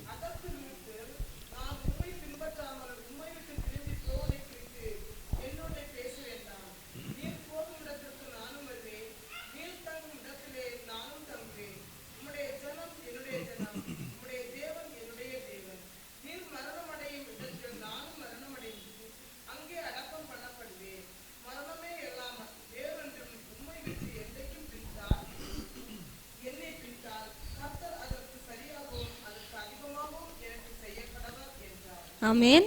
சோ இந்த ஸ்டோரி வந்து எல்லாருக்கும் தெரியும். நகோமி வந்து என்ன சொல்றாங்க, 2 மருமகளை கூப்பிட்டு நீங்க வந்து என்னை விட்டு போயிடுங்க, திருப்பி you get married to somebody else and be ஃப்ரூட்ஃபுல்ன்ட்டு பிளஸ் பண்ணுவாங்க. ஓர்ஃபா வந்து ஒத்துக்குன்னு she will leave her, but Ruth will remain. She won't leave. ಎಲ್ಲರಿಗೂ ಚೆನ್ನಾಗಿ ಗೊತ್ತಿದೆ. ನಯೋಮಿ ಬಂದು ಏನ್ ಹೇಳ್ತಾರೆ, ಇಬ್ರು ಸೊಸೆದರಿಗೆ ನೀವು ನಿಮ್ ತವ್ರ ಮನೆಗೆ ಹೋಗ್ರಿ, ಯಾಕಂದ್ರೆ ನಾನು ಮತ್ತೆ ಮದುವೆ ಮಾಡ್ಕೊಂಡು ಗಂಡ ಪಡೆದುಕೊಂಡು ಮತ್ತೆ ಮಕ್ಕಳಾಗೋಷ್ಟರಲ್ಲಿ ಏನಾಗ್ತದೆ, ನನಗೆ ವಯಸ್ಸಾಗ್ತದೆ, ನೀವು ನಿಮ್ಮ ತಾಯಿ ಮನೆಗೆ ಹೋಗ್ರಿ ಅಂತ ಹೇಳ್ತಾರೆ. ಅವಾಗ ಓರ್ಫಾ ಬಂದು ಹೊರಟೋಗ್ತಾರೆ, ರೂತ್ ಮಾತ್ರ ಜೊತೆಲಿ ಇರ್ತಾರೆ. ಸೊ ಇಂಗ ರೂತ್ வந்து she is thinking about others. Routh ಬಂದು ಬೇರೆಯವರ ಬಗ್ಗೆ ಆಕೆ ಯೋಚನೆ ಮಾಡ್ತಾಳೆ. she is not selfish. அவங்க வந்து ಮற்றவங்க பத்தி யோசிக்கிறா. ಓರ್ಪಾ ಬಂದು ಮತ್ತೊಬ್ಬರ ಬಗ್ಗೆ ಯೋಚಿಸಲಿಲ್ಲ. ರೂತ್ ಬಂದು ಸ್ವಾರ್ಥಿಯಾಗಿಲ್ಲ, ಇನ್ನೊಬ್ಬರ ಬಗ್ಗೆ ಯೋಚನೆ ಮಾಡ್ತಾಳೆ. So here what we can learn from the life of Ruth is, don't be selfish. Routh ಅವರ ಜೀವಿತದಿಂದ ನಾವೇನ್ ಕಲ್ತ್ಕೊಳ್ತೀವಿ ಅಂದ್ರೆ, ನಾವು ಸ್ವಾರ್ಥಿಗಳಾಗಿರಬಾರ್ದು. இப்போ வந்து when we see Naomi or like mother-in-law பாக்கும்போது, ಈಗ ಅತ್ತೆ ಸ್ಥಾನದಲ್ಲಿ ಇದನ್ನ ನೋಡುವಾಗ, she is widow, husband கிடையாது, ಆಕೆ ವಿಧವೆ, ಯಜಮಾನರಿಲ್ಲ, 2 பையனுங்களுமே கிடையாது, she is orphan, யாருமே கிடையாது, ಆಕೆ ಅನಾಥೆ, ಆಕೆ ವಿಧವೆ, ಇಬ್ಬರು ಮಕ್ಕಳು ಇಲ್ಲ. ಈಗ she is totally disturbed. அவங்க வந்து இவங்க 2 பேரோட நல்லதை பாக்குறாங்க. என் கூடயே இருந்தா இவங்களுக்கு நல்ல ஃபியூச்சர் இருக்காது, இவங்க அவங்க வீட்டுக்கு போயிட்டாங்கன்னா அவங்க பேரண்ட்ஸ் வந்து இவங்களுக்கு நல்ல ஃபியூச்சர் கொடுக்குவாங்கன்ட்டு போக சொல்றாங்க. But Ruth, she is not doing that. ಆದ್ರೆ ನಯೋಮಿ ಏನ್ ಮಾಡ್ತಾರೆ, ನನ್ನ ಜೊತೆಲಿ ಇದ್ರೆ ಚೆನ್ನಾಗಿರಲ್ಲ, ಅವ್ರ ತವ್ರ ಮನೆಗೆ ಹೋದ್ರೆ ಅವ್ರ ಜೀವಿತ ಚೆನ್ನಾಗಿರ್ತದೆ, ಅವ್ರ ಹೆತ್ತವ್ರು ಚೆನ್ನಾಗಿ ನೋಡ್ಕೊಂತಾರ. ರೂತ್ ಬಂದು ಈ ರೀತಿಯಾಗಿ ಯೋಚನೆ ಮಾಡ್ತಾಳೆ. First thing is she is committed to the family which she is come. ಮೊದಲನೇದಾಗಿ ರೂತ್ ಅವರು ತನ್ನ ಕುಟುಂಬಕ್ಕೆ ಒಪ್ಪಿಸಿ ಕೊಡ್ತಾಳೆ. Amen. Amen. she is not selfish. அவங்க வந்து யோசிக்கிறாங்க, நாங்க கூட இவங்களை விட்டு போயிட்டோம்னா இவங்க எப்படி இருக்குவாங்கன்ட்டு she is thinking about others. Routh ಬಂದು ಏನ್ ಮಾಡ್ತಾಳೆ, ಸ್ವಾರ್ಥದ ಬಗ್ಗೆ ಯೋಚನೆ ಮಾಡ್ತಾಳೆ. ನಾನು ಬಿಟ್ಟೋದ್ರೆ ಈ ನಮ್ಮ ಅತ್ತೆನ ಯಾರು ನೋಡ್ಕೊಳ್ತಾರೆ ಅಂತ ಯೋಚನೆ ಮಾಡ್ತಾಳೆ. So this should be the same commitment in everybody's life. ಅದೇ ಒಂದು ಒಪ್ಪಂದ, ಅದೇ ರೀತಿಯ ಒಪ್ಪಂದ ನಮ್ಮೆಲ್ಲರಲ್ಲೂ ಇರಬೇಕು. So we have different relationship in our life. ನಮ್ಮ ಜೀವನದಲ್ಲಿ ವಿಭಿನ್ನವಾದಂತಹ ಸಂಬಂಧಗಳಿದ್ರು ಕೂಡ, as wife, husband, ಯಜಮಾನ ಹೆಂಡತಿ ಆಗಿದ್ರು ಕೂಡ, sisters, brothers, ತಮ್ಮ ತಂಗಿ ಅಣ್ಣ ಇದ್ರು ಕೂಡ, friends, ಸ್ನೇಹಿತರು, எல்லா ஒரு ரிலேஷன்ஷிப் நம்மளோட வாழ்க்கையில இருக்கு. ಎಲ್ಲರ ಸಂಬಂಧ ನಮ್ಮ ಜೀವನದಲ್ಲಿ ಇರಬೇಕು. ஏதோ நல்லா இருக்கும்போது மட்டும் நல்லா இருந்து அவங்க வந்து ஒரு பேட் சிச்சுவேஷன்ல இருக்கும்போது விட்டு போற ஒரு குவாலிட்டி வந்து ஒரு சைல்ட் ஆஃப் காட் குவாலிಟಿ. ಚೆನ್ನಾಗಿರುವಾಗೆಲ್ಲ ಇದ್ಬಿಟ್ಟು ನಮ್ಗೆ ಏನಾದ್ರೂ ಕಷ್ಟ ಬರಕ ಬಿಟ್ಟು ಹೋಗುವಂತ ಗುಣ ದೇವರ ಮಕ್ಕಳಂತ ನಮ್ಮಲ್ಲಿ ಇರಬಾರದು. she believed, நான் வந்து இவங்க கூடயே இருந்தேன்னா definitely God will give me something better. Routh ಖಂಡಿತ ನಂಬಿದ್ಲು, ಏನಂತ ಇವ್ರ ಜೊತೆಲಿ ಇದ್ರೆ ಖಂಡಿತ ದೇವರು ನನಗೆ ಒಂದು ಒಳ್ಳೆ ಜೀವಿತ ಕೊಡ್ತಾರೆ ಅಂತ ನಂಬಿಕೆ. she didn't wanted to abandon her mother-in-law.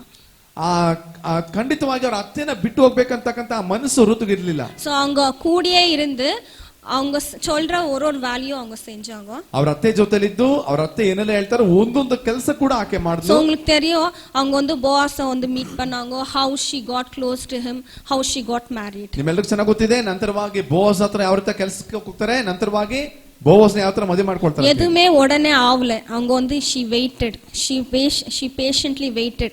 ಯಾವುದು ಕೂಡ ರೂತ್ ಜೀವನದಲ್ಲಿ ಬೇಗ ಬೇಗ ಆಗ್ಲಿಲ್ಲ. ರೂತ್ ಬಂದು ತಾಳ್ಮೆಯಿಂದ ಕಾಯ್ತಾ ಇದ್ಲು. Number 1, she was not selfish. The second thing she did was she was patient. ಮೊದಲನೇದಾಗಿ ರೂತ್ ಅಲ್ಲಿದ್ದಂತ ಒಂದು ಒಳ್ಳೆ ಗುಣ, ಆಕೆ ಸ್ವಾರ್ಥಿಯಾಗಿರ್ಲಿಲ್ಲ. ಎರಡನೇ ಗುಣ ಆಕೆ ಇದ್ದಿದ್ದು, ಆಕೆ ತಾಳ್ಮೆ ಕಾಯ್ತಾ ಇದ್ಲು. The same qualities of Ruth should be in our life. ಅದೇ ರೂತ್ ಅಲ್ಲಿದ್ದಂತ ಅದೇ ಒಳ್ಳೆ ಗುಣಲಕ್ಷಣಗಳು ನಮ್ಮೆಲ್ಲರೂ அதுதான் உலகத்துல இருக்கிற ஜனங்களுக்கு ஒரு கிறிஸ்தவங்களுக்கு இருக்கிற வித்தியாசம். ಅದೇ ನಿಮಗೂ ಕ್ರೈಸ್ತರಿಗೂ ಇರಬೇಕಂತ ಒಂದು ಒಳ್ಳೆ ಗುಣ. That is the difference. அவங்களுக்கு இருக்கிற வித்தியாசம். ஏன்னா உலக பிரகாரமான ஜனங்க நல்லா ஹெல்தியா இருக்கும்போது, நல்லா பணம் இருக்கும்போது எல்லாம் கூட இருக்குவாங்க. ஆனா வியாதி வந்துச்சுன்னா, இப்போ எக்ஸாம்பிள் கொரோனா நாங்க பார்க்கும்போது வியாதி வந்துச்சுன்னா யாரா கிட்ட போனாங்களா? இல்ல. So they were separated. But we still நாங்க வந்து ப்ரேயர் பண்ணிருந்தோம். சர்ச்சுக்கு அட்லீஸ்ட் ஓப்பனா வரலனாலும் சில டைம்ல நாங்க சர்ச்ல வந்து மற்றவங்களுக்காக நாங்க கண்ணீரோடு நாங்க ஜெபிக்குவோம். பட் நான் believers will not do that. அது அவங்க பேசுவாங்க, ஆனா அவங்க வந்து பிராக்டிகலா செய்ய மாட்டாங்க. That is the difference between a non believer and a believer. ವಿಶ್ವಾಸಿಗೂ ಅವಿಶ್ವಾಸಿಗೂ ಏನೊಂದು ವ್ಯತ್ಯಾಸ ಅಂದ್ರೆ, ಚೆನ್ನಾಗಿರುವಾಗ ಇರ್ತಾರೆ, ಒಂದ್ ವೇಳೆ ಕಾಯಿಲೆ ಬಂದ್ರೆ, ಈಗ ಕೊರೋನಾ ಬಂತು, ಏನಾಗ್ತಾರೆ ಅವಾಗ ನಮ್ಮನ್ನ ಬಿಟ್ಟು ಹೊರಟೋಗ್ತಾರೆ. ಆದ್ರೆ ವಿಶ್ವಾಸಿಗಳು ಹಂಗಲ್ಲ, ಅವ್ರ ಜೊತೆಲಿದ್ದು ನಾವು ಪ್ರಾರ್ಥನೆ ಮಾಡ್ಬೇಕು. ಅದೇ ವಿಶ್ವಾಸಿಗೂ ಅವಿಶ್ವಾಸಿಗೂ ಇರ್ತಕ್ಕಂಥ ವ್ಯತ್ಯಾಸ. So this is the reason why God chose to be in the genealogy of Christ. ಇದೇ ಒಂದು ಮುಖ್ಯವಾದ ಕಾರಣ ರೂತ್ ಮತ್ತೆ ತಾಮರಲು ಅವ್ರನ್ನ ಈ ಒಂದು ಯೇಸು ಕ್ರಿಸ್ತನ ವಂಶವನ್ನು ಇಡಬೇಕು. Never be selfish in your life. எப்பவுமே உங்க பத்தியே யோசிக்காதீங்க, மற்றவங்க பத்தி கூட யோசிங்க. ಯಾವಾಗಲೂ ನಿಮ್ಮ ಬಗ್ಗೆ ಮಾತ್ರ ಯೋಚಿಸಬೇಡ್ರಿ, ಬೇರೆಯವರ ಬಗ್ಗೆ ಕೂಡ ಯೋಚಿಸ್ರಿ. ನೀವು don't expect things to happen suddenly. எதுமே சடனா வராது. நீங்க எவ்வளவுக்கு காத்திருந்து எவ்வளவுக்கு நீங்க பொறுமையா இருக்கீங்களோ அவ்வளவுக்கு ஆசீர்வாதம் தேவன் வந்து கொடுக்குவார். ಯಾವುದೇ ಕಾರ್ಯ ಆಗಲಿ ನನಗೆ ಬೇಗ ಆಗ್ಬೇಕು ಅಂತ ಯೋಚನೆ ಮಾಡಬೇಡ್ರಿ. ತಾಳ್ಮೆಯಿಂದ ಕಾರ್ಯ ಖಂಡಿತ ನಿರ್ದಿಷ್ಟವಾದ ಸಮಯ ದೇವರು ಮಾಡ್ತಾನೆ. And the third woman is Mother Mary. ಮೂರನೇ ಸ್ತ್ರೀ ಬಂದು ತಾಯಿ ಮರಿಯಾ. So ಎಲ್ಲರಿಗೂ தெரியும் ಮರಿಯಾಳ ಪತ್ತಿ, ಎಲ್ರಿಗೂ ಚೆನ್ನಾಗಿ ಗೊತ್ತು ಮೇರಿಯ ಬಗ್ಗೆ. she was the chosen woman of God. ಮರಿಯಳು ಬಂದು ದೇವರಿಂದ ಆರಿಸಲ್ಪಟ್ಟಂತ ವ್ಯಕ್ತಿ. she is something very very special. ಅದಕ್ಕೆ ಎಲ್ಲರೂ ಅವங்கள வந்து ವಣங்குறாங்க. ಸ್ತ್ರೀಯರು ಬಂದು ಮರಿಯಳು ಬಂದು ಬಹಳ ವಿಶೇಷವಾದವಳಾಗಿದ್ದಳು. ಅದಕ್ಕೆ ಇವತ್ತು ಏನ್ ಮಾಡ್ತಾ ಇದ್ದಾರೆ, ಆಕೆಯನ್ನು ಬಂದು ಪೂಜಿಸ್ತಾರೆ. what is the reason God is choosing Mary as his mother? ಮರಿಯಳನ್ನ ದೇವರು ಯಾಕೆ ತನ್ನ ತಾಯಿಯಾಗಿರ್ಬೇಕಂತ ಆರಿಸ್ಕೊಂಡ್ರು? he created everything, heavens, earth, water, எல்லாமே அவங்க செஞ்சாங்க. அவங்க வந்து சடனா வந்திருக்கலாம் ಭೂಮಿಗೆ. ಆಕಾಶ, ಭೂಮಿ, ನೀರು, ಗಿಡ, ಮರ ದೇವರೆಲ್ಲ ಉಂಟು ಮಾಡಿದ್ರು. ದೇವರು ಮನಸ್ಸು ಮಾಡಿದ್ರೆ ಹಾಗೆ ಆಕಾಶದಿಂದ ಇಳಿದು ಬರ್ಬೋದಾಯ್ತು. but still why did he choose Mary? one thing is to fulfill the prophecy. ಯಾಕೆ ಮರಿಯಳ ದೇವರು ಆರಿಸ್ಕೊಂಡ್ರು ಅಂದ್ರೆ, ಪ್ರವಾದನೆಯನ್ನ ಒಂದು ನೆರವೇರಿಸೋದಕ್ಕಾಗಿ.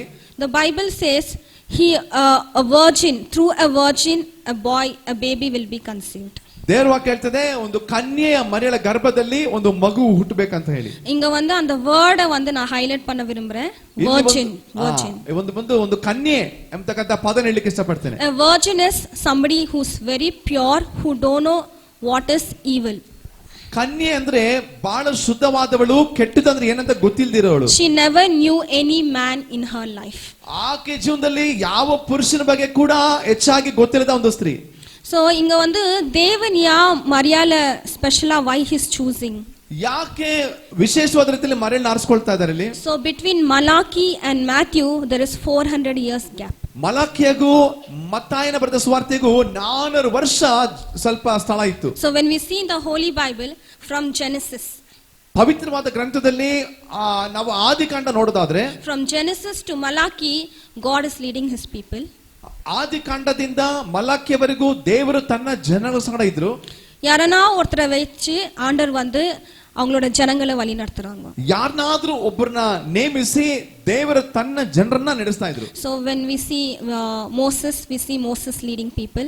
ನಾವು ಮೋಶೆ ಬಗ್ಗೆ ನೋಡ್ತೇವೆ, ಮೋಶೆ ಮೂಲಕವಾಗಿ ದೇವರು ಜನರನ್ನ ನಡೆಸಿದ್ರು. then Joshua, ನಂತರವಾಗಿ ಯೋಶುವ. after Joshua we have Judges. ಯೋಶುವ ಆದ ನಂತರ ನ್ಯಾಯಸ್ಥಾಪಕರು ಬರ್ತಾರೆ. so after Judges kings are leading the people. ನ್ಯಾಯಸ್ಥಾಪಕರು ಆದ್ಮೇಲೆ ರಾಜರು ಜನರನ್ನ ನಡೆಸ್ತಾರೆ. after kings prophets are leading. ರಾಜರಾದ್ಮೇಲೆ ಪ್ರವಾದಿಗಳು ಜನರನ್ನ ನಡೆಸ್ತಾರೆ. why he is giving all these people ena இப்போ வந்து எங்களுக்கு ஒரு கண்ட்ரோல் இருக்கு. எங்களுக்கு வந்து பேரண்ட்ஸ் இருக்காங்க. நாங்க எதனா தவறு செய்ய உள்ளத்துல ஒரு பயம் இருக்கும். ஐயோ நாங்க இப்படி செஞ்சா எங்க பேரண்ட்ஸ் திட்டுவாங்க அந்த ஒரு பயம். we know that people are watching us. so நாங்க வந்து we don't do that that mistake. ನೋಡಿ ನಮ್ಗೆ ಸುತ್ತಮುತ್ತಲು ನಮ್ಗೆ ನೀವು ಮಾಡ್ತಾರೆ ತಪ್ಪು ಅಂತ ಹೇಳಲಿಕ್ಕೆ ಇದ್ರೆ ನಾವೇನ್ ಮಾಡಲ್ಲ, ತಪ್ಪು ಮಾಡಲ್ಲ. ಒಂದ್ ವೇಳೆ ನಮ್ ತಂದೆ ತಾಯಿ ಇದಾರೆ ನೋಡ್ತಾ ಇರ್ತಾರೆ, ನಾವು ತಪ್ಪು ಮಾಡ್ಲಿಕ್ಕೆ ಅವಕಾಶ ಇರೋದಿಲ್ಲ. So வெளிய கூட உலகத்துல நாங்க பாக்கும்போது எதனா தவறு செஞ்சா police, we have law, we have police station, we have court, there are leaders, எங்களை பனிஷ் பண்ணுவாங்கன்ட்டு ஒரு பயம் இருக்கும். ಹೊರಗಡೆ ಕೂಡ ಏನ್ ಮಾಡ್ತೀವಿ ನಾವು, ತಪ್ಪು ಮಾಡಿದ್ರೆ ಪೊಲೀಸರು ಇದ್ದಾರೆ, ನ್ಯಾಯಾಲಯ ಇದೆ, ನಮ್ಮನ್ನ ಕೇಳ್ತಾರೆ, ಶಿಕ್ಷೆ ಕೊಡ್ತಾರೆ ಅಂತ ಭಯ ಇರ್ತದೆ. The same thing is happening here. God wanted his people to be led by somebody as a leader. ಅದೇ ಕಾರ್ಯ ಇಲ್ಲೂ ಆಗ್ತಾ ಇದೆ. ಅಂದ್ರೆ ದೇವರೇನಂದ್ರೆ ತನ್ನ ಜನ ನಡೆಸೋದಕ್ಕೆ ಯಾವ್ದಾದ್ರೂ ಒಂದು ಮಾರ್ಗ ಬೇಕಂತ ಹೇಳಿ From beginning God kept somebody or the other to lead his people. தவறு செய்யாதபடி ஆண்டவர் வந்து யாரனா ஒருத்தர் he was giving somebody or the other to take care of his people. ತಪ್ಪು ಮಾಡದಿರತಕ್ಕಂತ ರೀತಿಯಲ್ಲಿ ಜನಗಳು ಬಾಳ್ಬೇಕು, ಅದಕ್ಕೆ ದೇವರು ಏನ್ ಮಾಡಿದ್ರು, ಯಾರಾದ್ರೂ ಒಬ್ಬರನ್ನ ಇಟ್ಟು ನಡೆಸಬೇಕಂತ ಹೇಳಿ ಯೋಚನೆ ಮಾಡ್ತಾರೆ. The time of Malachi came. ನೋಡಿ ಮಲಾಕಿಯ ಸಮಯದಲ್ಲಿ What happens? God is fed up. God is like, he's finally saying, I'm going to send my son. Now I'm not going to speak through anybody else. ನಾನು ಈಗ ಏನ್ ಮಾಡ್ತೇನೆ, ನಾನು ಪ್ರವಾದಿಗಳನ್ನ ಕಳಿಸೋದಿಲ್ಲ, ನನ್ನ ಸ್ವಂತ ಮಗನ ಕಳಿಸ್ತೇನೆ ಅಂತ ಹೇಳಿ. So 400 years God is not talking. 400 ವರ್ಷಗಳು ದೇವರು ಮಾತನಾಡಲಿಲ್ಲ. That is called silent period. ಅದು ಒಂದು மௌனவாதந்த க்ஷணங்கள். அந்த டைம்ல வந்து நிறைய பாவம், நிறைய சாபம், நிறைய வார்ஸ், நிறைய காரியங்கள் அந்த 400 இயர்ஸ்ல நடந்திருக்கு. ಆ 400 ವರ್ಷದಲ್ಲಿ ಅನೇಕ ಪಾಪದ ಕೃತ್ಯಗಳು, ಅನೇಕ ಯುದ್ಧಗಳು, ಅನೇಕ ಚಂಚಲತೆಗಳು ನಡೆಯಿತು. So you can imagine, இப்போ ஃப்ரீயா நாங்க ஒருத்தரை விட்டுறோம், அவங்க லைஃப் எப்படி இருக்குன்னு யோசிச்சு பாருங்க. பேரண்ட்ஸ் இல்லாம, ஒரு கைடன்ஸ் இல்லாம நாங்க விட்டுடுவோம், எப்படினா வாழ விட்டுறனா அவங்க லைஃப் எப்படி இருக்கும்னு யோசிச்சு பாருங்க. ಈಗ ಒಬ್ಬರನ್ನ ಬಿಟ್ಬಿಡ್ತೀವಿ, ತಂದೆ ತಾಯಿ ಇಲ್ಲ, ಹೇಳೋರಿಲ್ಲ, ಕೇಳೋರಿಲ್ಲ ಅಂದ್ರೆ ಅವ್ರ ಜೀವಿತ ಹೆಂಗಿರ್ತದೆ ಅಂತ ಊಹಿಸಿ ನೋಡ್ರಿ. So this Israelites did not have anybody to take care. அவங்க வந்து they were like the people who were left over. ಇಸ್ರಾಯೇಲ್ಗಳು ಹಂಗೆ ಇದ್ರು, ಯಾರನ್ನು ಹೇಳೋರಿಲ್ಲ, ಕೇಳೋರಿಲ್ಲ, ಎಲ್ಲಾ ಕಾರಣದಿಂದ ಬಿಟ್ಟಲ್ಪಡದ ಸ್ಥಿತಿಯಲ್ಲಿ ಅವರು. அவங்க வந்து நிறைய தவறுகள் நடந்தது அந்த டைம்ல. ಆ ಸಮಯದಲ್ಲಿ ಬಹಳ ಪಾಪದ ಕೃತ್ಯಗಳು ನಡೀತಾ ಇತ್ತು. Lot of poverty. ತುಂಬಾ ಬಡತನ. Lot of prostitution. ತುಂಬಾ ವ್ಯಭಿಚಾರತನ. So to see a woman as a virgin was very very difficult. ಆ ದಿನಗಳಲ್ಲಿ ಕನ್ಯೆಯಾಗಿರತಕ್ಕಂತ ಸ್ತ್ರೀ ನೋಡೋದು ಬಹಳ ಬಹಳ ಕಷ್ಟವಾಗಿತ್ತು. So அந்த டைம்ல மரியாள் இருந்தா. ಆ ಸಮಯದಲ್ಲಿ ಮರಿಯಾಳಿದ್ರು. The world was filled with full evil, sin, bad things. ಲೋಕವೆಲ್ಲ ಯುದ್ಧ, ಪಾಪ, ಕೆಟ್ಟ ಕೆಲಸ ಇವುಗಳಿಂದಲೇ ತುಂಬಿತ್ತು. But there was only one woman who was pure in the sight of God. ಆ ಕಾಲದಲ್ಲಿ ಒಬ್ಬರು ಮಾತ್ರ ಶುದ್ಧಳಾಗಿದ್ದಳು, ಯಾರಂದ್ರೆ ಮರಿಯಾಳು, ದೇವರ ದೃಷ್ಟಿಯಲ್ಲಿ. That was Mary. ಆಕೆ Maria. So when we see in the chapter 2 Luke, ನಾವು ಲೂಕನ ಬರೆದ ಸುವಾರ್ತೆ 2ನೇ ಅಧ್ಯಾಯಕ್ಕೆ ಬರುವಾಗ chapter 1 1ನೇ ಅಧ್ಯಾಯದಲ್ಲಿ when that angel appeared to Mary, ದೇವದೂತರು ಮರಿಯಳಿಗೆ ಪ್ರತ್ಯಕ್ಷವಾದಾಗ he's saying that you will be conceived by the Holy Spirit. ಆ ದೇವದೂತ ಹೇಳ್ತಿದ್ದಾನೆ, ಪವಿತ್ರಾತ್ಮನು ನಿನ್ನ ಮೇಲೆ ಬರ್ತದೆ, ಆ ಪವಿತ್ರಾತ್ಮನಿಂದ ನೀನು ಗರ್ಭವತಿ ಆಗ್ತಿ ಅಂತ ಹೇಳಿ. Mary is already engaged to Joseph. ಆ ಮರಿಯಳು ಮುಂಚಿತವಾಗಿ ಯೋಸೇಫನಿಗೆ ನಿಶ್ಚಿತಾರ್ಥವಾಗಿರ್ತಾಳೆ. She is going to get married. ಆಕೆಗೆ ವಿವಾಹ ಆಗ್ಲಿಕ್ಕಿದೆ. But the angel of the God is coming and telling Mary, ಆದ್ರೆ ದೇವದೂತರು ಬಂದು ಮರಿಯಳ ಹತ್ರ ಹೇಳ್ತಾ ಇದ್ದಾರೆ, you will be conceived. ನೀನು ಗರ್ಭವತಿ ಆಗ್ತೀಯಾ. So ಯಾರನ ಇದು ಯಾರ್ಕನ ಸೊನ್ನ ಯಾರನ ಒತ್ತುಕ ಮುಡಿಯಾದ ஒரு it's not a easy matter. ಈಗ ಒಂದ್ ವೇಳೆ ಈಗಿನ ಕಾಲದಲ್ಲಿ ಅದನ್ನ ಯಾರ ಹತ್ರ ಹೋಗಿ ಹೇಳಿದ್ರೆ ಅದನ್ನ ಯಾರು ಕೂಡ ಒಪ್ಕೊಳ್ಳೋದಕ್ಕೆ ಆಗಿರ್ತಕ್ಕಂಥ ಸಂದರ್ಭ. நம்ம ರಿಲೇಷನ್ இல்லனா நம்ம சுட்ட வட்டார இருக்கிற ஜனங்களே அது ஒரு பெரிய விஷயமா பண்ணிட்டு, ನಮ್ಮ ಸಂಬಂಧಿಕರಾಗಲಿ, ನಮ್ಮ ಅಕ್ಕಪಕ್ಕದ ಬೀದಿಯವರು ದೊಡ್ಡ ಕಾರ್ಯ ಮಾಡ್ತಾರೆ, ದೊಡ್ಡ ವಿಷಯ ಮಾಡ್ತಾರೆ. Marrying, being conceived is something a big sin people talk. ಮದುವೆ ಆಗದೆ ಗರ್ಭ ಆಗೋದು ಬಹಳ ಕೆಟ್ಟವಾದಂತ ಒಂದು ಪರಿಸ್ಥಿತಿ. As soon as the angel says Mary that you are going to be conceived with Holy Spirit, she didn't talk. எப்படி ஆவோ இதுன்னு சொல்லிட்டு she quite she didn't argue. There was no argument. அவங்க வந்து இப்படி முடியாது, ஜனங்க இப்படி பண்ணுவாங்க. ஏன்னா அந்த காலத்துல வந்து if anybody does prostitution, அவங்க வந்து கல்லு விசிறச்சு கல்லியே ಸಾವಚಿಡುவாங்க. That was the rules those days. ನೋಡಿ, ಆಗಿನ ಕಾಲದಲ್ಲಿ ದೇವದೂತರು ಬಂದು ಪವಿತ್ರಾತ್ಮನ ಮೇಲೆ ಬರುವಾಗ ಗರ್ಭವತಿ ಆಗ್ತಾ ಅಂತ ಕೇಳಿದಾಗ ಮರಿಯಳು ಯಾವುದೇ ಅಂತ ಒಂದು ವಾಗ್ವಾದ ಮಾಡಲಿಲ್ಲ. ಯಾಕಂದ್ರೆ ಆಗಿನ ಕಾಲದಲ್ಲಿ ಯಾರಾದ್ರೂ ಈ ರೀತಿಯಾಗಿ ಮದ್ವೆ ಆಗೋಕಿನ ಮುಂಚೆ ವ್ಯಭಿಚಾರ ಮಾಡಿ ಗರ್ಭವತಿ ಆದ್ರೆ ಅಂತ ಕಲ್ಲೆಷ್ಟು ಸಾಯಿಸ್ಬೇಕಂತ ಒಂದು ಕಟ್ಟಳೆ ಇತ್ತು. So இப்படி சொன்னவனா what should be her reaction? ಒಂದ್ ವೇಳೆ ಆ ರೀತಿ ಹೇಳಿದ ಕೂಡಲೇ ಆಕೆ ಮಾಡಬೇಕಾದಂತ ಪ್ರತಿಕ್ರಿಯೆ ಏನಾಗಿತ್ತು? You will be conceived with an Holy Spirit without being married. ನೀನು ಪವಿತ್ರಾತ್ಮನಿಂದ ನೀನು ಗರ್ಭ ಧರಿಸ್ತೀಯಾ, without being married, ಮದುವೆ ಆಗದೆ. So as a woman, ஒரு பெண்ணா இருந்து எங்களோட ரியாக்ஷன் எப்படி இருக்கணும்? You be in the place of Mary and imagine somebody even though it is angel of God, அவங்க வந்து சொன்ன உடனே எங்களோட ரியாக்ஷன் எப்படி இருக்கும்? ಈಗ ಸ್ತ್ರೀಯರಾಗಿರ್ತಕ್ಕಂಥ ನೀವು ಯೋಚನೆ ಮಾಡ್ರಿ, ಈಗ ಮರೆಯಲ್ ದೇವದೂತರು ನಿಮ್ಮ ಹತ್ರ ಹೇಳ್ತಾರೆ ಅಂತ ಇಟ್ಕೊಳ್ಳಿ ಉದಾಹರಣೆಗೆ, ಆ ಒಂದ್ ವೇಳೆ ನಿಮ್ಮ ಆ ಪ್ರತಿಕ್ರಿಯೆ ಆ ಸಮಯದಲ್ಲಿ ಏನಾಗಿರ್ತದೆ? But here she is waiting patiently. அவங்க என்ன சொன்னாலும் she waited patiently. ஆದ್ರೆ அப்படி ஆயிடுமே ಅಂತ எதுமே பேசல. When God said, she listened, she waited patiently, she heard to what they said. ಏನೇ ಹೇಳಿದ್ರು ಕೂಡ ಮರಿಯಳು ಮಾತ್ರ ನೋಡ್ರಿ ತಾಳ್ಮೆಯಿಂದ ಕಾಯ್ತಾ ಇದ್ಲು, ಸಮಯ ಬರೋವರೆಗೂ ಏನು ಕೂಡ ಮಾತಾಡಲಿಲ್ಲ. That is the reason all the people are worshipping her even now. ಅದೇ ಒಂದು ಮುಖ್ಯವಾದ ಕಾರಣ ಮರಿಯಳನ್ನ ಜನ ಆರಾಧನೆ ಮಾಡೋದಕ್ಕೆ. So these three women are something very very precious and important in the sight of God. கடல் வந்து அவங்களோட பொசிஷனை பார்த்தோ, அவங்களோட ஃபேமிலியை பார்த்தோ, அவங்களோட பேக்ரவுண்டை பார்த்தோ அவங்கள வந்து இந்த இடத்துல வைக்கல. He didn't keep in the genealogy of Christ. ನೋಡಿ, 3 ಜನ ಸ್ತ್ರೀಯರು ಬಹಳ ಅಮೂಲ್ಯವಾದವರು. ಅವರ ಹಿನ್ನೆಲೆ ನೋಡಿನೋ, ಅವರ ಕುಟುಂಬದ ಪರಿಸ್ಥಿತಿ ನೋಡಿನೋ, ಅವರತಕ್ಕಂತ ಉನ್ನತವಾದ ಸ್ಥಿತಿ ನೋಡಿನೋ, ಯೇಸು ಕ್ರಿಸ್ತನು ಅವರ ವಂಶಾವಳಿಯಲ್ಲಿ ಈ 3 ಜನ ಹೆಸರು ಹಾಕಲಿಲ್ಲ. He saw that character, he saw that quality, he saw that patient, he saw that commitment. இந்த 3 பெண்கள்ல there's something different God has seen. That is the reason they are in the genealogy. ಈ 3 ಜನ ಸ್ತ್ರೀಯರಲ್ಲಿ ಏನ್ ನೋಡಿದ್ರು? ದೇವರು ಅವ್ರ ಹತ್ರ ಇದ್ದಂತ ಒಂದು ಒಪ್ಪಂದ ನೋಡಿದ್ರು, ಅವರಲ್ಲಿದ್ದಂತ ಒಂದು ಪವಿತ್ರತೆ ನೋಡಿದ್ರು, ಅವರಲ್ಲಿದ್ದಂತ ಒಂದು ಒಳ್ಳೆ ಗುಣ ನೋಡಿದ್ರು. ಅದನ್ನ ನೋಡಿನೇ ಯೇಸು ಕ್ರಿಸ್ತನು ತನ್ನ ವಂಶಾವಳಿಯಲ್ಲಿ ಈ 3 ಸ್ತ್ರೀಯರನ್ನು ಸೇರಿಸಿದ್ದಾರೆ. இந்த 3 பேர்ல இருக்கிற ஒரு காமன் குவாலிட்டி வந்து patience. ಈ 3 ಜನರಿದ್ದಂತ ಒಂದು ಸಾಮಾನ್ಯ ಒಳ್ಳೆ ಗುಣ ಏನಂದ್ರೆ ತಾಳ್ಮೆ. இந்த 3 பேருக்குமே patience ரொம்ப இருந்தது. அவங்க லைஃப்ல பாக்கும்போது they had patience in their life. ಈ 3 ಜನರ ಜೀವಿತದಲ್ಲಿ ನೋಡುವಾಗ ಮುಖ್ಯವಾಗಿದ್ದಂತ ಒಂದು ಒಳ್ಳೆ ಗುಣ ತಾಳ್ಮೆ. Amen. So இந்த காலை நேரத்துல கூட maybe God wants to say that you people should be patient. ಈ ಬೆಳಗ್ಗೆ ಸಮಯದಲ್ಲಿ ಒಂದು ವೇಳೆ ದೇವರು ನಮ್ಮನ್ನ ನನ್ನ ಮೂಲಕ ನಿಮ್ಗೆ ಹೇಳಿಸಬೇಕಾದ ಕಾರ್ಯ ನಿಮ್ಮಲ್ಲಿ ತಾಳ್ಮೆ ಇರಬೇಕಂತ ಹೇಳಿ. Psalm 37 verse 7 and 8 says, ಕೀರ್ತನೆ 37 7-8 ಇರುತ್ತೆ ಹೇಳ್ತದೆ, Rest in the Lord and wait patiently for him. Do not fret because of him who prospers in his way, because of the man who brings wicked scheme to pass. Cease from anger and forsake wrath. Do not fret, it only causes harm. ಯಾರನ್ನ ವಾಸಿಕಲ ತಮಿಳು ಓದ್ತೀರಾ?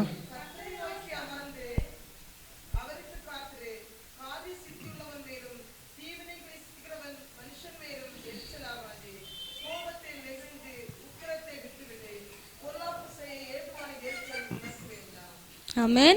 இந்த வசனம் வந்து அவ்வளோ கிளியரா சொல்லுது, you have to wait patiently on the Lord, rest on the Lord, whatever situation come, wait patiently on the Lord. ದೇವರ ವಾಕ್ಯ ಹೇಳ್ತದೆ ಬಹಳ ಸ್ಪಷ್ಟವಾಗಿ, ನೀವು ತಾಳ್ಮೆಗಿರ್ರಿ, ದೇವರ ದೃಷ್ಟಿಯಲ್ಲಿ ತಾಳ್ಮೆಯಿಂದ ಕಾಯ್ತಾ ಇರ್ರಿ.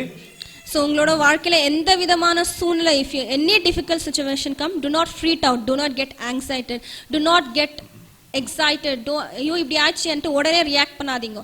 First thing you have to learn is be calm. Unless and until you be calm, you cannot see what is God's plan. நீங்க வந்து உடனே ரியாக்ட் பண்ணறதால தான் நிறைய ப்ராப்ளಮ್ಸ್ வருது. ನೋಡಿ, ನಿಮ್ಮ ಜೀವಿತದಲ್ಲಿ ಏನೇ ಆದ್ರೂ ಕೂಡ ನೀವು ಬೇಗ ಪ್ರತಿಕ್ರಿಯೆ ಕೊಡ್ಬಿಡ್ರಿ, ತಾಳ್ಮೆಗಿರ್ರಿ. ಅದಕ್ಕೆ ಕೆಲಸ ಏನಾಗ್ತದೆ, ನಮ್ಮ ಜೀವಿತದಲ್ಲಿ ಆಶೀರ್ವಾದ ಕಳ್ಕೊಳ್ತೀವಿ. Do not be angry. So don't become angry. Whatever happens, don't react immediately, don't get angry immediately. ನಿಮ್ಮ ಜೀವನದಲ್ಲಿ ಏನೇ ಆದ್ರೂ ಕೂಡ ತಕ್ಷಣ ಕೋಪ ಮಾಡ್ಕೊಳ್ಬೇಡ್ರಿ. ಯಾವುದೇ ರೀತಿಯಲ್ಲಿ ಜನಗಳಿಗೆ ಏನ್ ಮಾಡ್ಬೇಡ್ರಿ, ನೀವು ಪ್ರತಿಕ್ರಿಯೆ ಕೊಡ್ಬೇಡ್ರಿ.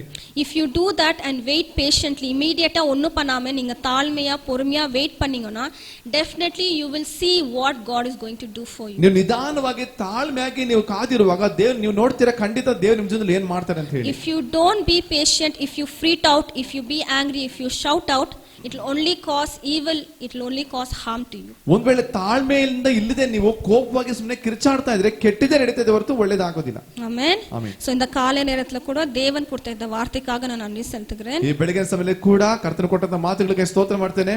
ಯಾರ್ಕು ಪುರಿಂಜಿಚೋ ಯಾರ್ಕು ಪುರಿಲಿಯೋ ನನಗೆ ತೆರಲ್ಲ. ಎಷ್ಟು ಜನಕ್ಕೆ ಅರ್ಥ ಆಯ್ತೋ ಎಷ್ಟು ಜನಕ್ಕೆ ಅರ್ಥ ಆಗಿಲ್ಲ ನನಗೆ ಗೊತ್ತಿಲ್ಲ. Because I have language problem. ಯಾಕಂದ್ರೆ ಭಾಷೆ ಸಮಸ್ಯೆ ನನಗೆ ಸ್ವಲ್ಪ ಇದೆ. So இந்த 3 பெண்கள் பாக்கும்போது wonderful women, they may be cheap in the sight of people. ಇವರು ಸುಂದರವಾದ ಸ್ತ್ರೀಯರು ಒಂದ್ ವೇಳೆ ದೇವರ ಜನಗಳ ದೃಷ್ಟಿಯಲ್ಲಿ ಒಂದ್ ವೇಳೆ ಬಹಳ ಕೆಳಮಟ್ಟವಾದ ಜನಗಳಾಗಿರಬಹುದು. Everyone, not only here, practically நம்மளோட லைஃப்ல பாக்கும்போது கூட there are so many situations, many people avoid us, எங்களை வந்து சீப்பா பாக்குவாங்க.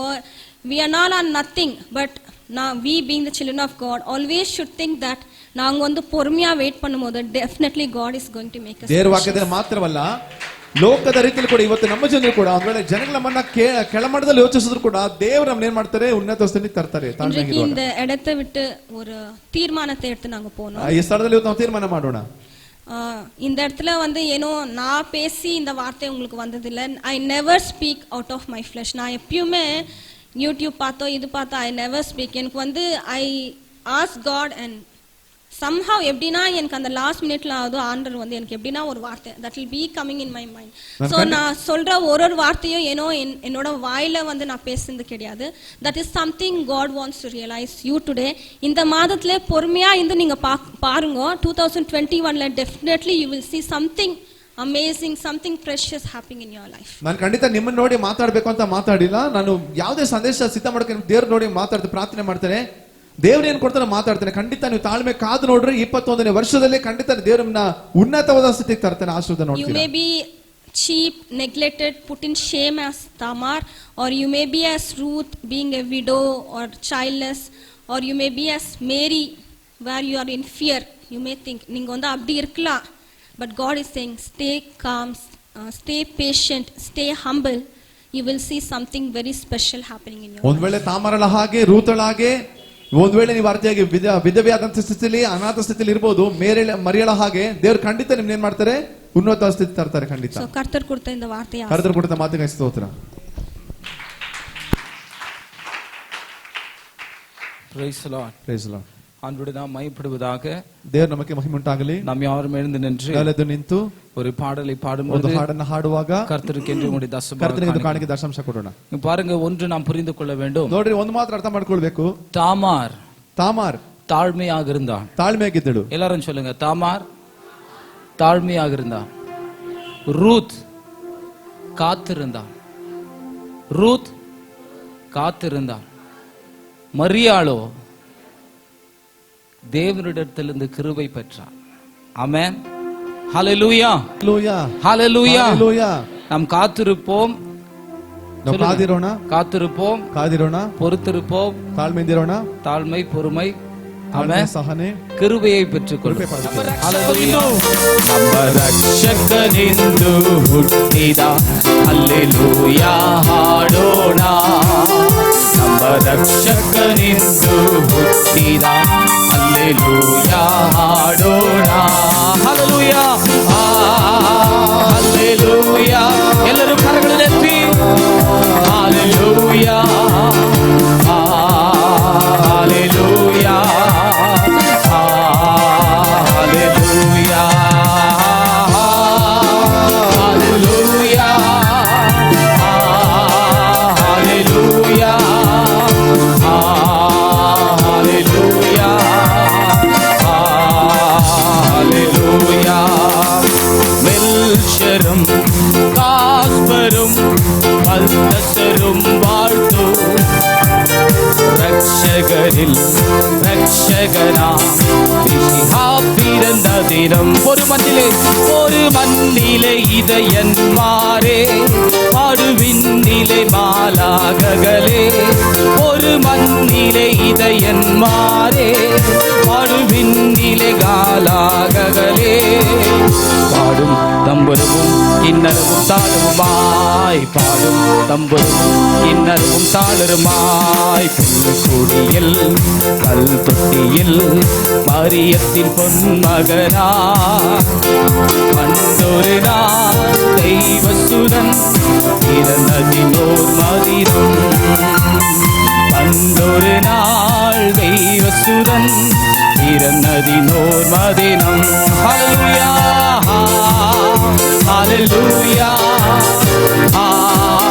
ಹಲ್ಲೆಲೂಯಾ. ಎಲ್ಲರೂ ಕರಗಳು ಎತ್ತಿ ಒಂದೇ ಮನಸ್ಸಿಂದ ಒಂದೇ ಶಬ್ದವಾಗಿ ಹಲ್ಲೆಲೂಯಾ. ಹಲ್ಲೆಲೂಯಾ.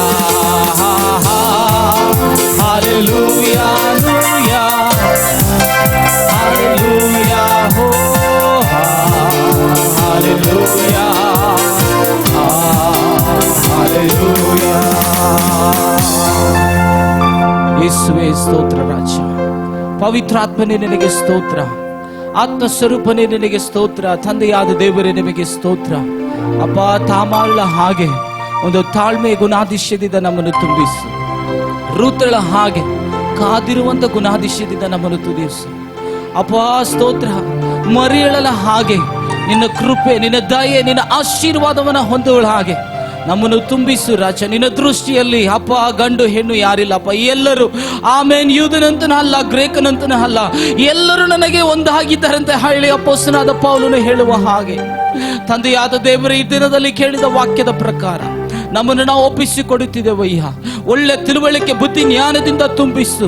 ಈ ಹಬ್ಬದ ದಿನಗಳಲ್ಲಿ ಬೇರೊಬ್ಬರಿಗೆ ಆಶೀರ್ವಾದವಾಗಿರುವಂತೆ ಎಲ್ಲರೂ ಬಲಗೈನೆತ್ತಿ ಹೇಳಿ ನಮ್ಮನ್ನು ಆಶೀರ್ವದಿಸು ದೇವರೇ, ನಮ್ಮನ್ನು ಆಶೀರ್ವದಿಸು, ನಮ್ಮನ್ನು ಬಲಪಡಿಸು. Thank you holy spirit. ಈ ನೂತನ ವಾರಕ್ಕಾಗಿ ಸ್ತೋತ್ರ. ಈ ನೂತನ ವಾರದಲ್ಲಿ ನಮ್ಮ ಪ್ರತಿಯೊಂದು ಹೆಜ್ಜೆಗಳು, ಕೆಲಸ ಕಾರ್ಯಗಳು ಅಪ್ಪ ಸ್ತೋತ್ರ, ನಮ್ಮ ಸಂಪಾದನೆ ಎಲ್ಲವನ್ನು ಸಹ ನಿಮ್ಮ ಹಸ್ತಕ್ಕೆ ಒಪ್ಪಿಸಿಕೊಡುತ್ತೇವಯ್ಯ. ನಿಮ್ಮ ಸಮ್ಮುಖ ನಮ್ಮೊಂದಿಗೆ ಬರಲಿ. ಆಮೇಲೆ ದೂರ ಹೋಗಿರುವ, ಸೇವೆಗೆ ಹೋಗಿರುವ ಹಿರಿಯ ಸೇವಕರನ್ನ, ಕುಟುಂಬವನ್ನ ಮನೆಗೆ ನೀನು ತರುವುದಕ್ಕಾಗಿ, ಸುಖವಾಗಿ ಭದ್ರತೆಯಾಗಿ ತರುವುದಕ್ಕಾಗಿ ಸ್ತೋತ್ರ ರಾಜ್ಯ. ಬಂದಿರುವ ಪ್ರತಿಯೊಬ್ಬರನ್ನು ಸಹ ಆಶೀರ್ವದಿಸಿರಿ, ಬಲಪಡಿಸಿರಿ. ಒಬ್ಬೊಬ್ಬಂಟಿಯಾಗಿ ಕುಟುಂಬವಾಗಿ ಆಶೀರ್ವದಿಸುವಂತೆ ನಾನು ಪ್ರಾರ್ಥಿಸುತ್ತೇನೆ ಅಪ್ಪ. ನಿನ್ನ ನಾಮ ಮಾತ್ರ ಮಹಿಮೆ ಹೊಂದಲಿ. ಈ ಕ್ರಿಸ್ಮಸ್ ಹಬ್ಬದ ದಿನಗಳಲ್ಲಿ ಅಪ್ಪ ಅನೇಕರಿಗೆ ನಾವು ಬೆಳಕಾಗಿ, ಒಂದು ಉಪ್ಪಾಗಿ, ಒಂದು ಪ್ರಕಾಶವಾಗಿ ಜೀವಿಸುವಂತೆ ಕೊಡುವಂತೆ ಅಪ್ಪ, ಒಂದು ವ್ಯತ್ಯಾಸವಾದ ಒಂದು ಮಾರ್ಗದಲ್ಲಿ ನಾವು ಬಾಳುವಂತೆ ನೀನು ಸಹಾಯ ಮಾಡುವುದಕ್ಕಾಗಿ ಸ್ತೋತ್ರ. ನಿಮ್ಮನ್ನು ನೋಡುವ, ಮಾತನಾಡುವ ಎಲ್ಲಾ ರೀತಿಗಳು ಬೇರೊಬ್ಬರಿಗೆ ಆಶೀರ್ವಾದವಾಗಿರುವಂತೆ ನಮ್ಮನ್ನು ಆಶೀರ್ವದಿಸು, ಸ್ಥಿರಪಡಿಸು, ಬಲಪಡಿಸುವುದಕ್ಕಾಗಿ ಸ್ತೋತ್ರ. ಬಂದಿರುವ ಎಲ್ಲರನ್ನು ಸಹ ನೀನು ಹಸ್ತಕ್ಕೊಪ್ಪಿಸಿಕೊಡುತ್ತೇನೆ. ಬರದೇ ಇರುವ ಕುಟುಂಬಗಳನ್ನು ಸಹ ಬರುವ ದಿನಗಳಲ್ಲಿ ಆಮೇನ್ ಆರಾಧನೆಗಳಿಗೆ ಅಪ್ಪ ಐಕ್ಯದಲ್ಲಿ, ಕುಟುಂಬದಲ್ಲಿ ಸೇರುವಂತೆ, ಒಳ್ಳೆ ತಿಳುವಳಿಕೆ, ಬುದ್ಧಿ, ಜ್ಞಾನದಿಂದ ಅವರು ತುಂಬಿಸುವಂತೆ ನೀನು ಸಹಾಯ ಮಾಡಯ್ಯ. ಎಲ್ಲ ಘನ ಸ್ತುತಿ ಮಹಿಮೆ ನಿನಗೊಬ್ಬನಿಗೆ ಸಲ್ಲಿಸುತ್ತಾ ಅತಿ ಬೇಗನೆ ಬರುವ ಯೇಸು ಕ್ರಿಸ್ತನ ಮುದ್ದಾದ ನಾಮದಲ್ಲಿ ಬೇಡುತ್ತೇವೆ ತಂದೆಯೇ, ಆಮೆನ್. ನನ್ನ ಮನವೇ ಯೆಹೋವನನ್ನು ಕೊಂಡಾಡು, ನನ್ನ ಸರ್ವದವೇ ಆತನನ್ನು ಕೀರ್ತಿಸು. ನನ್ನ ಮನವೇ ಯೆಹೋವನನ್ನು ಕೊಂಡಾಡು, ಆತನು ಮಾಡಿದ ಉಪಕಾರವನ್ನು ಮರೆಯಬೇಡ. ಆಮೆನ್. ನಮ್ಮ ತಂದೆಯಾದ ದೇವರ ಪ್ರೀತಿ, ಯೇಸು ಕ್ರಿಸ್ತನ ಕೃಪೆ, ಆತ್ಮ ಸ್ವರೂಪದ ಪ್ರತಿದಿನದ ಸಹವಾಸ, ಅನ್ಯೋನ್ಯತೆ ನಮ್ಮೊಂದಿಗೆ, ನಮ್ಮ ಕುಟುಂಬಗಳೊಂದಿಗೆ ಯಾವಾಗಲೂ ಎಂದೆಂದಿಗಿರಲಿ. ಆಮೆನ್.